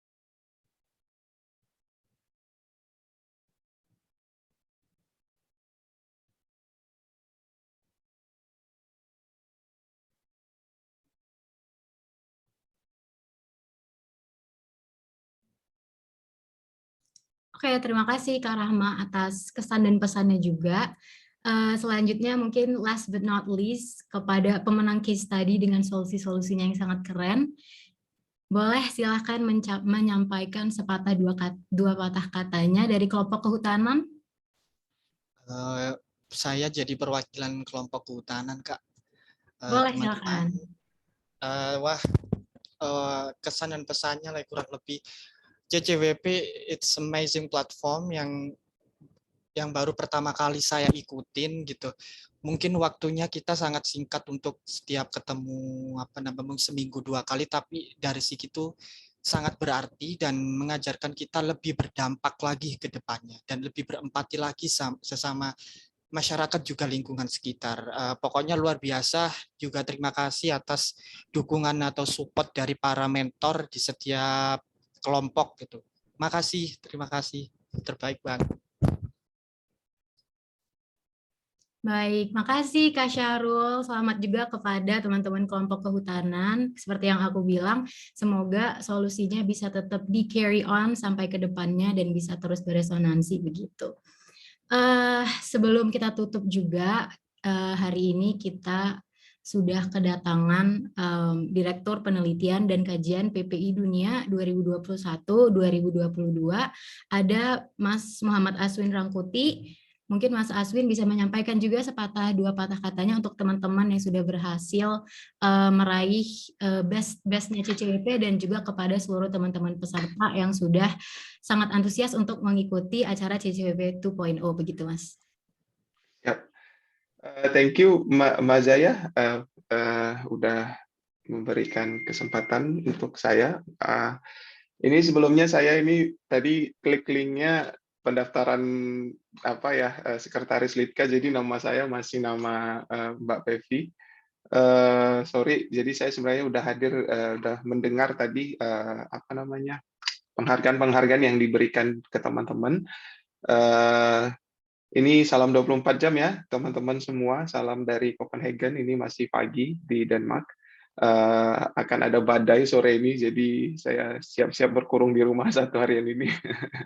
Jadi ini acara sih saya apresiasi ya dari teman-teman Komisi Lingkungan. Pertama-tama saya ucapkan selamat udah melaksanakan kegiatan yang hampir 2 minggu ya, dan udah berusaha keras, panitia juga, teman-teman di komisi juga, termasuk dari teman-teman yang sudah hadir di sini juga terima kasih banyak sudah mensukseskan acara ini. Saya mungkin mewakili dari Direksi Litka mengucapkan terima kasih. Ya, ini mungkin acara akan menggugah ya teman-teman semua. Mungkin saya harap sih nanti ini recordingnya akan diupload ya di YouTube kita PPID. Jadi nanti orang akan terus bisa melihat apa yang teman-teman komisi lakukan. Jadi ini akan menjadi legasi ya untuk teman-teman nanti ke depan terus bisa melihat, dan ini akan terus dilihat orang nanti. Nah, sebenarnya permasalahan climate change ini saya nggak tahu ya di Indonesia, mungkin teman-teman di komisi lingkungan hidup yang lebih paham, tapi tidak terlalu menjadi perhatian utama ya sekarang di Indonesia, dan ini yang perlu kita gerakkan ke masyarakat, terutama pelapisan paling bawah untuk sadar bahwa lingkungan kita ini nggak bisa terus kita gunakan tanpa kita tahu konsekuensinya apa ke depan, seperti itu. Kayak saya di Copenhagen ini sebenarnya di Denmark ya secara keseluruhan masyarakat itu sudah sadar sekali tentang climate ini. Termasuk dari hal kecil itu seperti ya di sini ada 5 jenis pembuangan sampah ya, 6 saya pikir gitu. Jadi dari sampah rumah tangga itu sendiri mereka sudah memilah itu gitu ya, termasuk sampah organik, sampah plastik, kertas dan lain-lain itu. Jadi misalnya saya buang sampah itu tiap hari itu ada 5 itu yang saya pegang bungkus plastiknya itu. Jadi, dan bungkus plastiknya juga berbeda ya. Misalnya untuk organik itu bungkus untuk tempat sampahnya itu berbeda. Jadi saya pikir ini tugas yang berat sih kita di Indonesia untuk bisa sadar ya. Tapi perlahan-lahan bisa kita laksanakan termasuk dari acara ini. Ini salah satu usaha kita, upaya kita supaya masyarakat Indonesia secara keseluruhan aware tentang perubahan lingkungan dari hal-hal terkecil gitu. Dan selamat tadi juga ke teman-teman yang sudah berhasil ya memberikan award tadi, ada beberapa kategori, dan saya ucapkan juga teman-teman mungkin menjadi tidak hanya yang mendapatkan award aja, tapi yang hadir di sini mungkin menjadi duta di lingkungan masing-masing ya, untuk memberi kesadaran kepada teman-teman di lingkungan atau keluarga atau masyarakat ya, bahwa pentingnya sadar akan climate change ini gitu di sekitar kita. Karena kalau kita tidak mulai dari yang terkecil gitu kan, kita nggak bisa bergerak gitu. Jangan berpikir bahwa kita bisa merubah konsep ya atau stereotip masyarakat Indonesia hanya dengan sekali ya klik ya gitu. Tapi ini prosesnya ini akan perlahan-lahan, saya pikir tidak bisa semerta cepat gitu. Tapi kalau tidak kita mulai, kapan lagi? Dan saya apresiasi dengan teman-teman panitia, teman-teman Komisi Lingkungan periode PPID ini melaksanakan acara ini, dan saya harap ini bukan acara yang terakhir ya, mungkin bisa ada acara-acara lanjutan, mungkin ada bisa follow up-nya gitu. Jadi silahkan teman-teman untuk terus memberi himbauan ya, gerakan ke masyarakat Indonesia secara khusus bahwa climate change ini menjadi fokus perhatian utama kita di PPID salah satunya. Terima kasih Mbak Mazaya, sukses untuk teman-teman dan selamat sekali lagi ke teman-teman yang tadi mendapatkan award. Thank you. Baik, terima kasih Mas Aswin atas sepatah dua patah katanya. Seperti yang tadi Mas Aswin bilang juga, teman-teman, semoga kita tidak akan berhenti hanya di acara ini aja. Semoga kita bisa membawa terus semangatnya, antusiasmenya, dan juga spirit kita juga untuk memerangi yang namanya dampak dari perubahan iklim sampai setelah acara ini selesai dan juga sampai masa yang akan datang begitu, karena small action is still action dan juga small change is still change. Kalau gitu aku kembalikan ke moderator / MC kita pada hari ini. Silahkan Kak Samantha, terima kasih. Thank you Kak Ocha, thank you juga Mas Aswin atas sambutannya. Sekali lagi congratulations teman-teman yang udah menjadi pemenang baik di hasil Best Case Study Solution sama Best Youth Prize Video dan juga Climate Buddies ya. Nah, meskipun ada pemenangnya, tapi yang sudah dijelaskan tadi ini only the best of the best karena harus ada satu yang terpilih. Tapi tidak artinya enggak kalian itu sama gitu ya, keren gitu. Tetap keren. Nah, yang penting teman-teman juga udah dapat ilmu sama pengalaman dari Climate Change We Pledge 2.0 ini, terus dapat networking baru, teman-teman baru. Tadi bahkan di kesan-pesan semoga dapat cantolan baru ya. Oke, nah nggak kerasa udah di penghujung acara Climate Change We Pledge 2.0 kali ini. Terus semoga acara hari ini bisa bermanfaat untuk teman-teman semua. Terus sekali lagi terima kasih untuk teman-teman Climate Buddies dan peserta lainnya udah hadir dan berkomitmen dalam kegiatan Climate Change We Pledge 2.0 ini. Terus terima kasih juga teman-teman kolaborator yang sudah membantu acara hari ini, rangkaian acara Climate Change We Pledge 2.0. Terus teman-teman, ya ini kolaboratorsnya, terus teman-teman panitia juga dan fasilitator, terima kasih banyak banget udah membantu menjadikan acara ini sekeren ini gitu ya. Dan terima kasih juga untuk teman-teman Climate Reality Project Indonesia dan juga PPI Dunia. Nah, oke. Sebelum aku tutup kegiatan hari ini, kita mungkin foto bersama lagi kali ya. Oh ya, sebelum foto bersama jangan lupa teman-teman untuk isi daftar hadir yang sudah di-share sama Kak Yulia di chat room. Bisa langsung klik aja terus diisi. Nah, oke.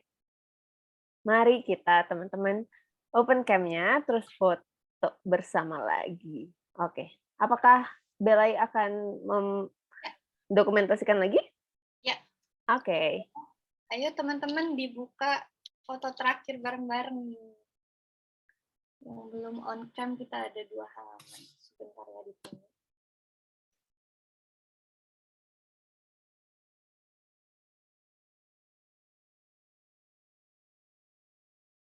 Yang di halaman 2 masih banyak yang belum on cam nih, mungkin aku tunggu hitung mundur dari 5, 4, 3, 2, 1. Oke, ada 2 halaman, jadi ditahan ya senyumnya. Kita halaman pertama, 1, 2, 3. Oke, lanjut ke halaman kedua, 1, 2, 3. Oke, balik lagi ke pasan.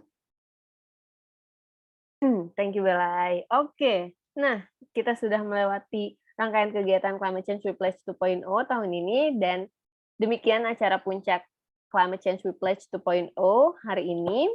Sekali lagi terima kasih kepada para kolaborator Climate Change We Pledge 2.0, dan tentunya terima kasih kepada seluruh peserta dan Climate Buddies yang sudah join dari awal dan hingga akhir, dan sudah membuktikan kalau youth has the power gitu. Oke, terus terima kasih juga untuk panitia dan fasilitator.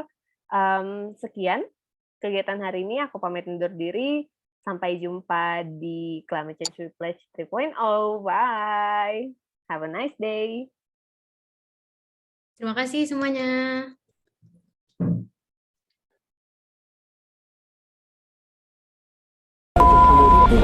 PBB mengingatkan bahaya nyata dari perubahan iklim di dunia. Perubahan iklim berdampak pada produktivitas banjir, kekeringan hingga banjir.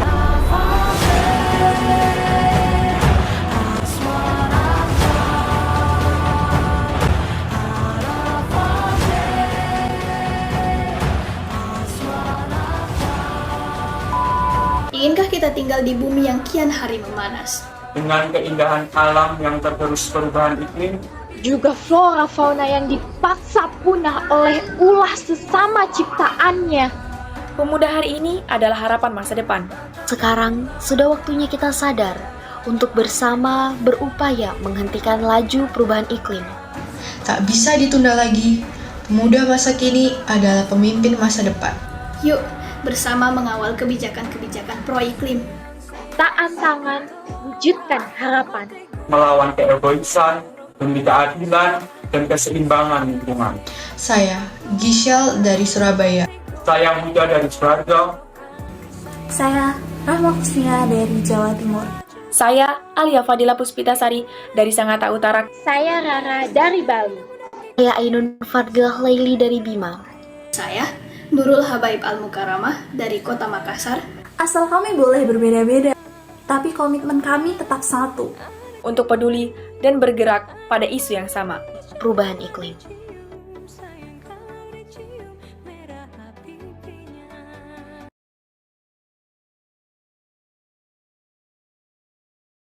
Thank you semua sekali lagi. Terima kasih sudah hadir di event kali ini di Climate Change Place 2.0. Jadi selamat sekali lagi kepada pemenang yang sudah mempresentasikan dan pemenang hari ini. Untuk climate buddies kita, selamat. Nanti kita akan kontakkan lagi untuk climate buddies. Untuk nextnya apa sih, Kak? Thank you banget yang udah hadir meluangkan waktu di hari Sabtu. Sekali lagi selamat sore.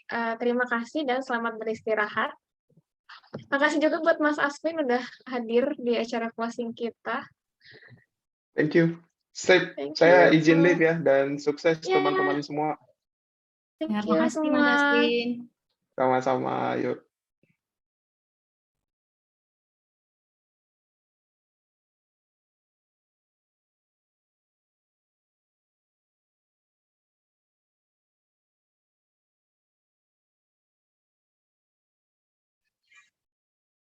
Makan. Kamu masih di mute, Zat.